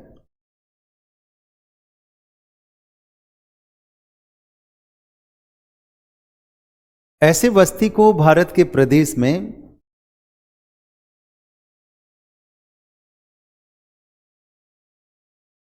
ऐसे बस्ती को भारत के प्रदेश में पारा, नागला, धानी के नाम से जानते हैं। पूर्वा, पारा, नागला, धानी के नाम से जानते हैं। हमने 4 शब्दों का प्रयोग किया, पूर्वा, पारा, नागला और धानी के नाम से जानते हैं। कला के भी नाम से जानते हैं, 5वां लिख लो, कला हो जाएगा, हरियाणा का कला के नाम से जानते हैं। ये कौन सी बस्ती हो गई? हैमलेट। अब लास्ट लिखिएगा प्रकीर्ण बस्ती, the last type that is प्रकीर्ण। इसको हम दूसरे शब्दों में परिक्षिप्त भी कहते हैं। और इसके विकास का एक ही कारण है, वो कारण है इस तरह का, देखिएगा ये हिल है, ये हिल है, इस तरह का हिल है। तो एक घर यहाँ देखिएगा, एक यहाँ देखेंगे, ऐसे देखिएगा। पहाड़ी क्षेत्रों में मैदान की तरह घर करीब नहीं होते हैं। एक घर दूसरे घर जाने के लिए भी आपको मेहनत करना होता है। नहीं, कभी उत्तराखंड जाइए, हिमाचल जाइए, कश्मीर जाइए, तो लोगों के बीच कोहेशन कम होता है, एक दूसरे यहाँ जाते कम है। क्यों? पहाड़ पर चढ़ना मुश्किल है। नहीं, तो देखिएगा वहाँ पे जो बस्ती है, पॉपुलेशन डेंसिटी कम होने के कारण भी दूर बस्ती होती है। उत्तराखंड की बस्ती, कश्मीर की, हिमाचल की क्या हो गई? प्रकीर्ण बस्ती। लिखेगा इसका मुख्य कारण क्या हो गया? भूआकृति, दैट इज लैंडफॉर्म्स। लिखेगा प्रकीर्ण बस्ती। लिखिए प्रकीर्ण बस्ती का विकास पर्वतीय क्षेत्रों में देखने को मिलता है। बस्तियों का विकास पर्वतीय क्षेत्रों में देखने को मिलता है।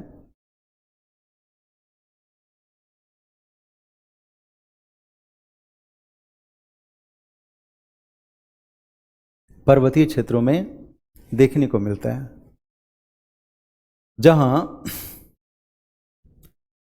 एक अधिवास और दूसरे अधिवास के बीच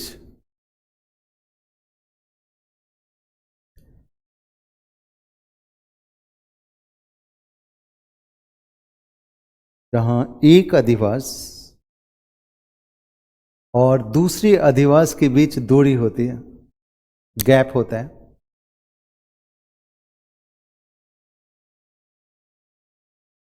जैसे लिखिएगा एग्जाम्पल,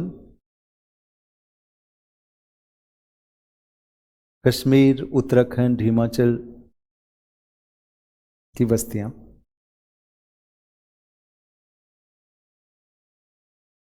तो ये प्योरली थियोरेटिकल हिस्सा हुआ कि बस्तियों के कौन कौन से प्रकार होते हैं, है ना। यहां पे ध्यान दीजिएगा प्रतिरूप और प्रकार में अंतर होता है। ये बात समझ में आई? एक हमने यूज किया प्रकार, और प्रतिरूप समझ में आया? प्रतिरूप मीन्स मॉडल, कैसा देखने में लगता है। देखिएगा हमने भी यूज किया कि ऐसी बस्ती जो नदी के किनारे है, उसको हम लीनियर कहेंगे, रैखिक कहेंगे, जहां पे 2 रोड क्रॉस करता हो। यहां पे ऐसा बस्ती विकसित हो गया। आयताकार हो गया। कोई पुखरी के किनारे है, चारों ओर घर बना हुआ, ये क्या हुआ? क्या हुआ? वृत्ताकार हो गया। एक छोटी पहाड़ी, अरावली पहाड़ी है, उसके चारों ओर घर बना हुआ है, रेडियल पैटर्न हो गया, है ना। एक पैराग्राफ में इसको सम अप कीजिए तो लास्ट में पैराग्राफ चेंज करके लिखेगा, बस्तियों से मिलकर प्रतिरूप विकसित होते हैं। बस्तियों से मिलकर प्रतिरूप का विकास होता है। प्रतिरूप का विकास होता है।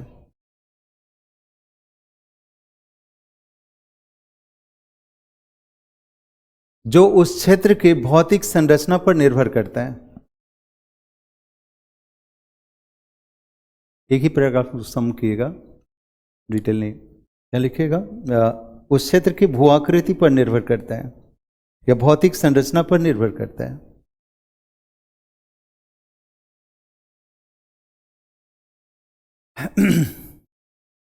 गंगा किनारे बस्ती कैसी है?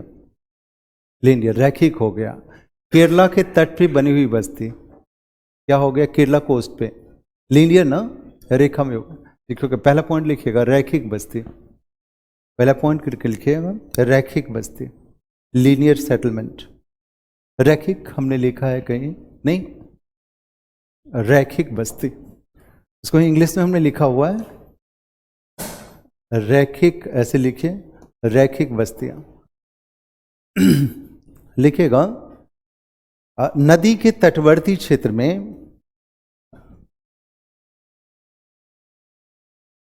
नदी के तटवर्ती क्षेत्र में या दक्षिण भारत के तटवर्ती क्षेत्र में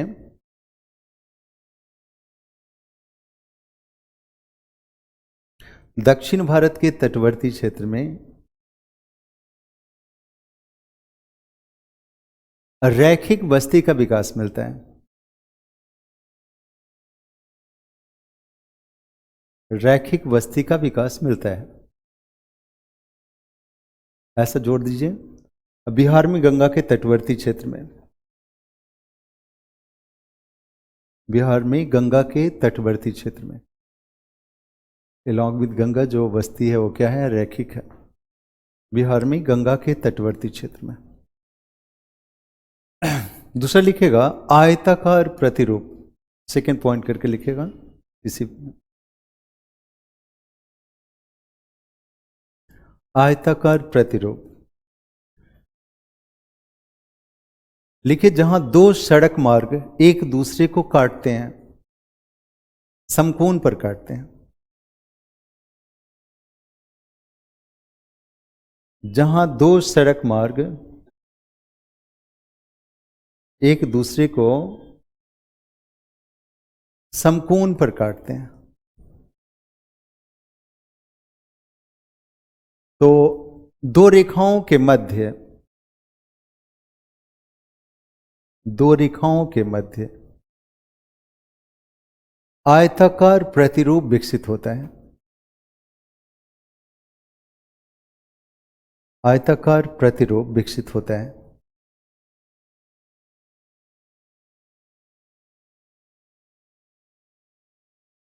दक्षिण भारत के अधिकांश क्षेत्रों में इस प्रकार की बस्तियां हैं।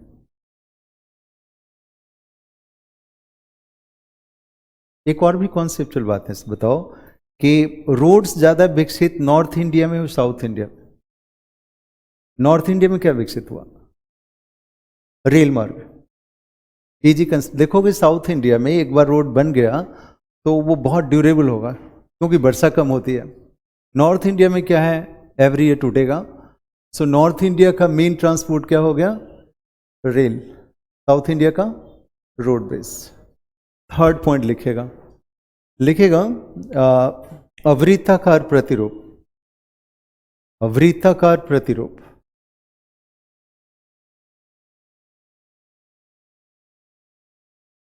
एक शब्द आता है अभिकेंद्रीय और एक आता है अपकेंद्रीय। तो जो झील वाला है वो क्या है? अभिकेंद्रीय। अंदर की ओर क्या हुआ? अभिकेंद्रीय। सेंट्रीफ्यूगल सेंट्रीपेटल तो इंग्लिश हुआ ना। अभिकेंद्रीय क्या हुआ? केंद्र की ओर। तो झील क्षेत्र में क्या होगा? केंद्र की ओर। लिखेगा क्या लिखा? वृत्ताकार प्रतिरूप। लिखिए झील के समीपवर्ती क्षेत्रों में, झील के समीपवर्ती क्षेत्रों में, समीपवर्ती क्षेत्रों में जैसे दरभंगा मधुबनी में देखेंगे, है ना, झील के समीपवर्ती क्षेत्रों में झील के चारों ओर ग्रामीण बस्तियों का विकास मिलता है।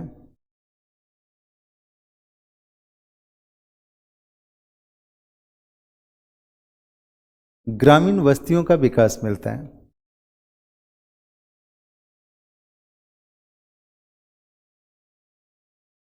ऐसी बस्तियां अभिकेंद्रीय बस्तियां हैं।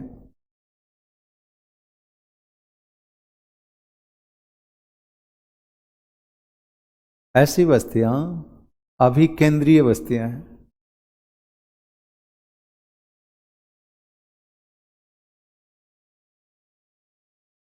ठीक है, कभी कभी लिखते लगता होगा कि कितना लिखे जा रहे हैं। हाँ, लिखाना कितना जरूरी है। लिखाना जरूरी है या नहीं बताओ। मान लो कि मैं इस चीज को पूरे लेक्चर देके चले जाऊं, मैं समझा भी दूं अच्छा से, तो जैसे क्लास खत्म होगा शाम तक वो खत्म हो जाएगा, है या नहीं। जिस चीज को आपने लिखा है उसको आप रिवाइज कर पाएंगे, और एग्जाम टाइम में वही आपका फाइनल मटेरियल होता है। और भी बताता हूँ, जैसे मैंने लिखा दिया और कहीं से कोई क्वेश्चन मिल गया, उसके आंसर मिल गया, उसी नोट्स बुक में वो कहीं पे पिन अप कर दीजिए, जो फिर अदर चीज को एग्जाम टाइम में ना ढूंढना पड़े। नहीं तो क्या होता है, जैसे पीटी तक हम बड़ी खुश रहते हैं, जैसे मेंस आता है लगता है कि और क्या क्या पढ़ लें हम। वहां पे जो आपकी बेचैनी है उसको एक ही चीज रोक सकता है, आप नोट्स बनाएं और जो भी रिलेटेड मटेरियल आपको अच्छा लगता हो उसी में पिन करें, तो आपको एग्रीगेट रहेगा, अच्छे अंक लाना बड़ी इजी होगा, है ना। नहीं तो भटका भी आएगा कि कहाँ कहाँ ढूंढे, मुश्किल। ये न्यूज़ पे करंट भी पढ़ लेते हैं, ये पढ़ लेते हैं इस सब्जेक्ट का, ऐसा कुछ होता नहीं। बिहार में जितनी चीज़ें हैं अधिकांश 80% चीज़ें फिक्स आती है, देखा होगा। भटकाव थोड़ा सा रहता है, और जो आपको लगता हो करेंट का है वो करेंट होता नहीं है, उस सब्जेक्ट का करेंट होता है। ठीक है, तो नोट सही से बनाना चाहिए। तो हमने क्या बताया, अभिकेंद्रीय होती है झील के आसपास। दूसरा लिखेगा आर्य प्रतिरूप, नेक्स्ट पॉइंट करके लिखेगा आर्य प्रतिरूप, जिसको इंग्लिश में रेडियल कहते हैं। आर्य प्रतिरूप, आर्य, हाँ बड़ी की मात्रा, आर्य प्रतिरूप, राइट ना। उसको इंग्लिश में कहते हैं रेडियल पैटर्न। लिखा। हमने एग्जाम्पल दिया आरावली पहाड़ी का। आरावली पहाड़ी के ऊपर तो नहीं दिखेगा, इस किनारे पे चारों ओर क्या है, घर बन जाएगा, ऐसा उससे विकीर्ण होता जाएगा। लिखेगा, लिखिए इसे अपकेंद्रीय बस्ती कहते हैं, सेंट्रीफ्यूगल जिसको कह रहे हैं हम, इसे अपकेंद्रीय बस्ती कहते हैं। इसे हम अपकेंद्रीय बस्ती कहते हैं, जहां पर्वत की ढाल के सहारे, जहां पर्वत की ढाल के सहारे उसके चारों ओर बस्ती का विकास मिलता है।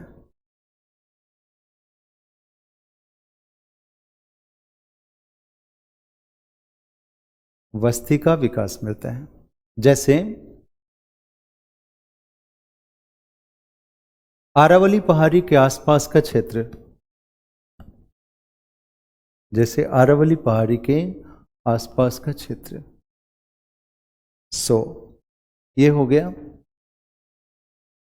ग्रामीण बस्तियों का जो एक हिस्सा था उसमें हम लोगों ने कहा था समस्या। लिखो समस्याएं, द प्रॉब्लम्स, ग्रामीण बस्तियों की समस्याएं। पॉइंट्स में लिखें, ज्यादा अच्छा है।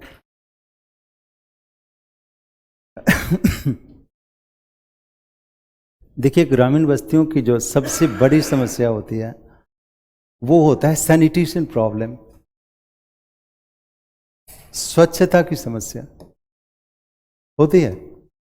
हर एक लेवल पे देखिएगा, जो आपके घर का ही खाना बना बेकार हुआ तो बाहर जाके कहीं फेंका है, नहीं कलेक्ट करने वाला कोई है नहीं, कोई एमसीडी है ही नहीं वहाँ, है।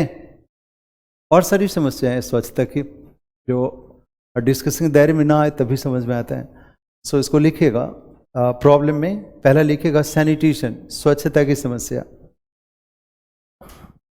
लिखिए ग्रामीण क्षेत्रों में ठोस कचरे को निपटाना, ग्रामीण क्षेत्रों में ठोस कचरे को निपटाना प्रमुख समस्या है।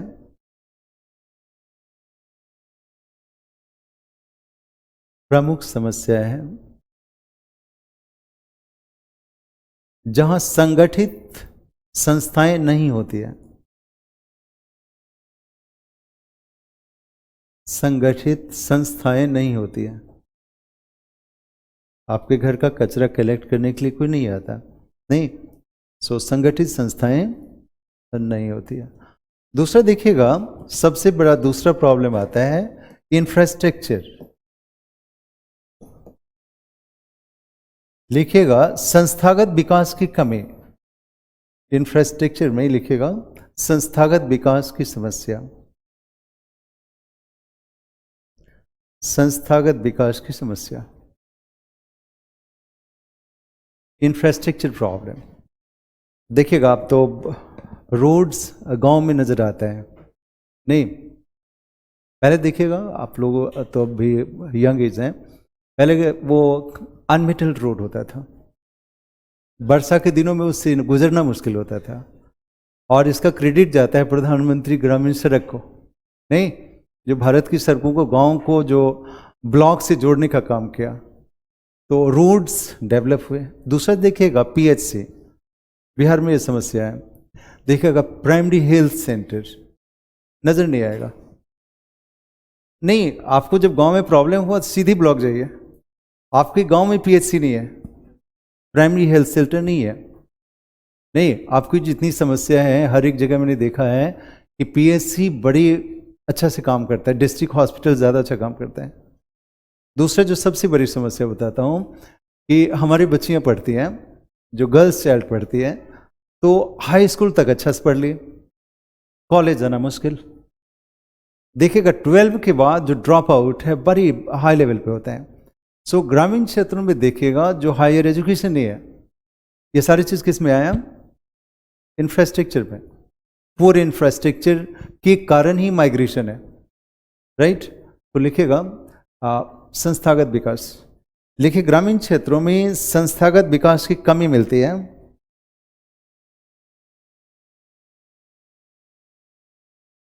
संस्थागत विकास कमी मिलती है, जैसे पक्की सड़क, जैसे पक्की सड़क, स्वास्थ्य सुविधाएं, स्वास्थ्य सुविधाएं, और शैक्षणिक संस्थाओं का विकास। शैक्षणिक संस्थाओं का विकास, इंफ्रास्ट्रक्चर पुअर होता है। तीसरा लिखिएगा रख रखाव की समस्या, स्टोरेज प्रॉब्लम। रख रखाव की समस्या,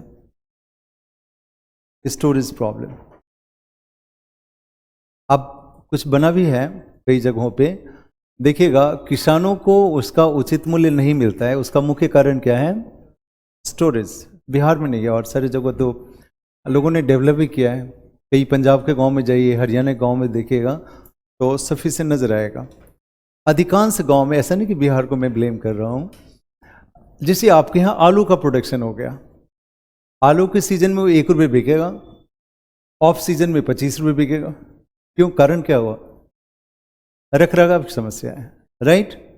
जितनी भी देखिएगा जो हमारे पेरिसेबल आइटम है, उसका प्राइस कम मिलने का कारण किसान क्या है? स्टोरेज नहीं है, कोल्ड स्टोरेज नहीं है प्रॉपर, राइट। और सारी चीज़ों के लिए लिखिएगा ग्रामीण क्षेत्रों में विद्युत के अभाव के कारण, विद्युतीकरण के अभाव के कारण, रख रखाव का स्रोत क्या है? विद्युतीकरण। लिखिए रख रखाव क्या है? ग्रामीण क्षेत्रों में विद्युतीकरण के अभाव के कारण, अभाव के कारण रख रखाव की समस्या है।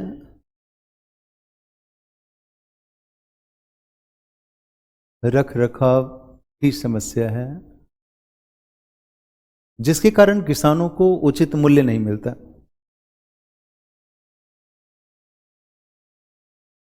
मूल्य नहीं मिलता।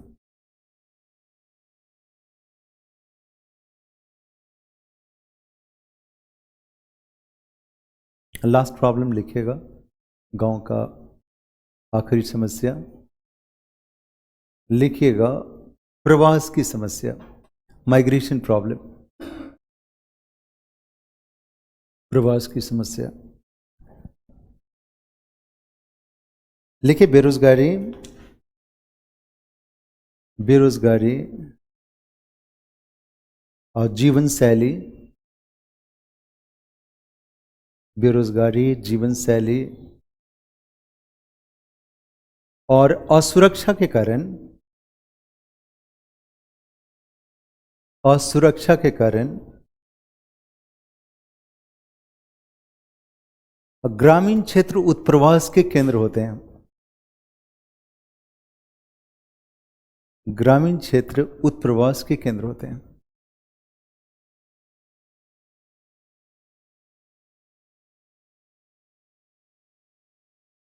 होते हैं नहीं, अपने आसपास गांव जाए देखेगा तो आस पड़ोस का घर खाली हो गया होगा,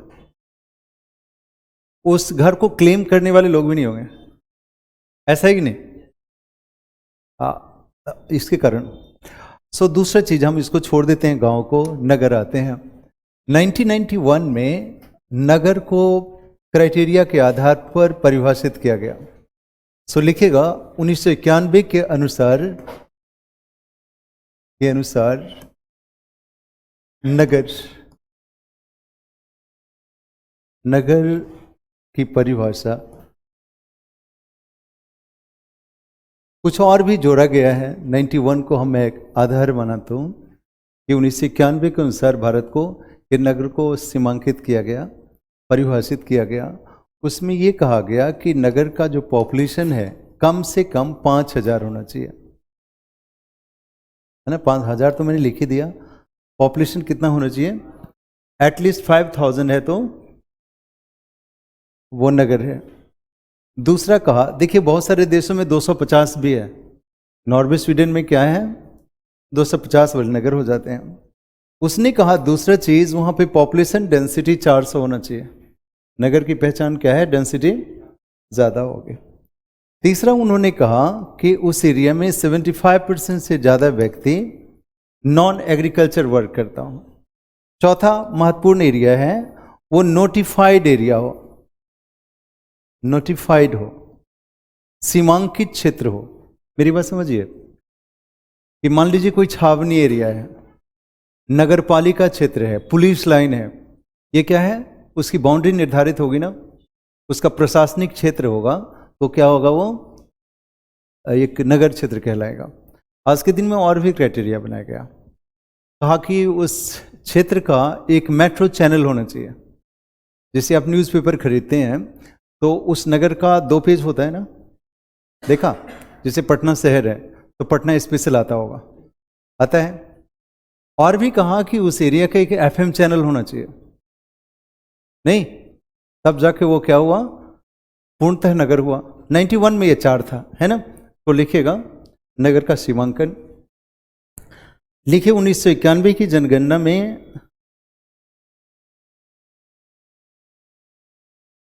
1991 की जनगणना में नगर के निर्धारण के लिए, नगर के निर्धारण के लिए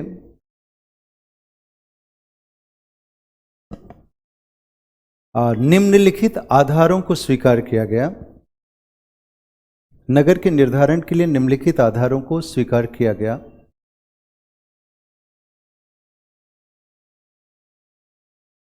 स्वीकार किया गया। पहला लिखिएगा, फर्स्ट पॉइंट, उस भौगोलिक क्षेत्र की जनसंख्या, उस भौगोलिक क्षेत्र की जनसंख्या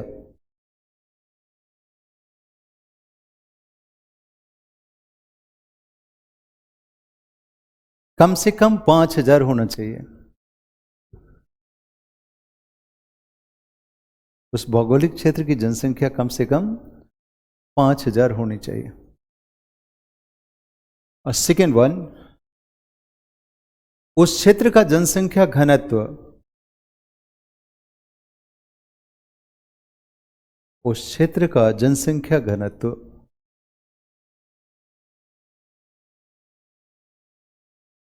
कम से कम 400 व्यक्ति प्रति वर्ग किलोमीटर होना चाहिए।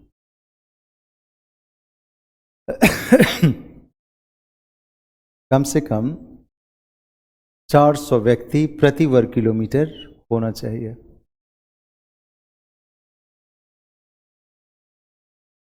तीसरा, उस क्षेत्र में निवास करने वाले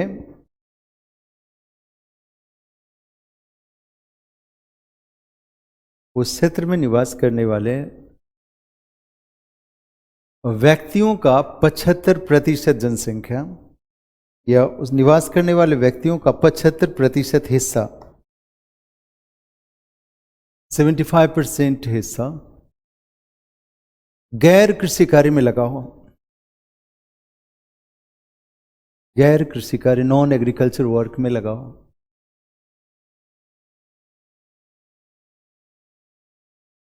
लास्ट पॉइंट लिखेगा, वह एक सीमांकित क्षेत्र हो। वह एक सीमांकित क्षेत्र, नोटिफाइड एरिया हो, सीमांकित क्षेत्र हो। नगरपालिका, छावनी,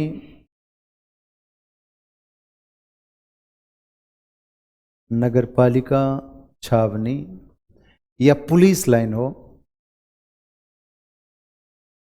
नगरपालिका, छावनी जिसको कंटोनमेंट कहते हैं, या पुलिस लाइन हो, जिसका अपना प्रशासनिक क्षेत्र हो, जिसका अपना एक प्रशासनिक क्षेत्र हो। ठीक है, प्रशासनिक क्षेत्र हो।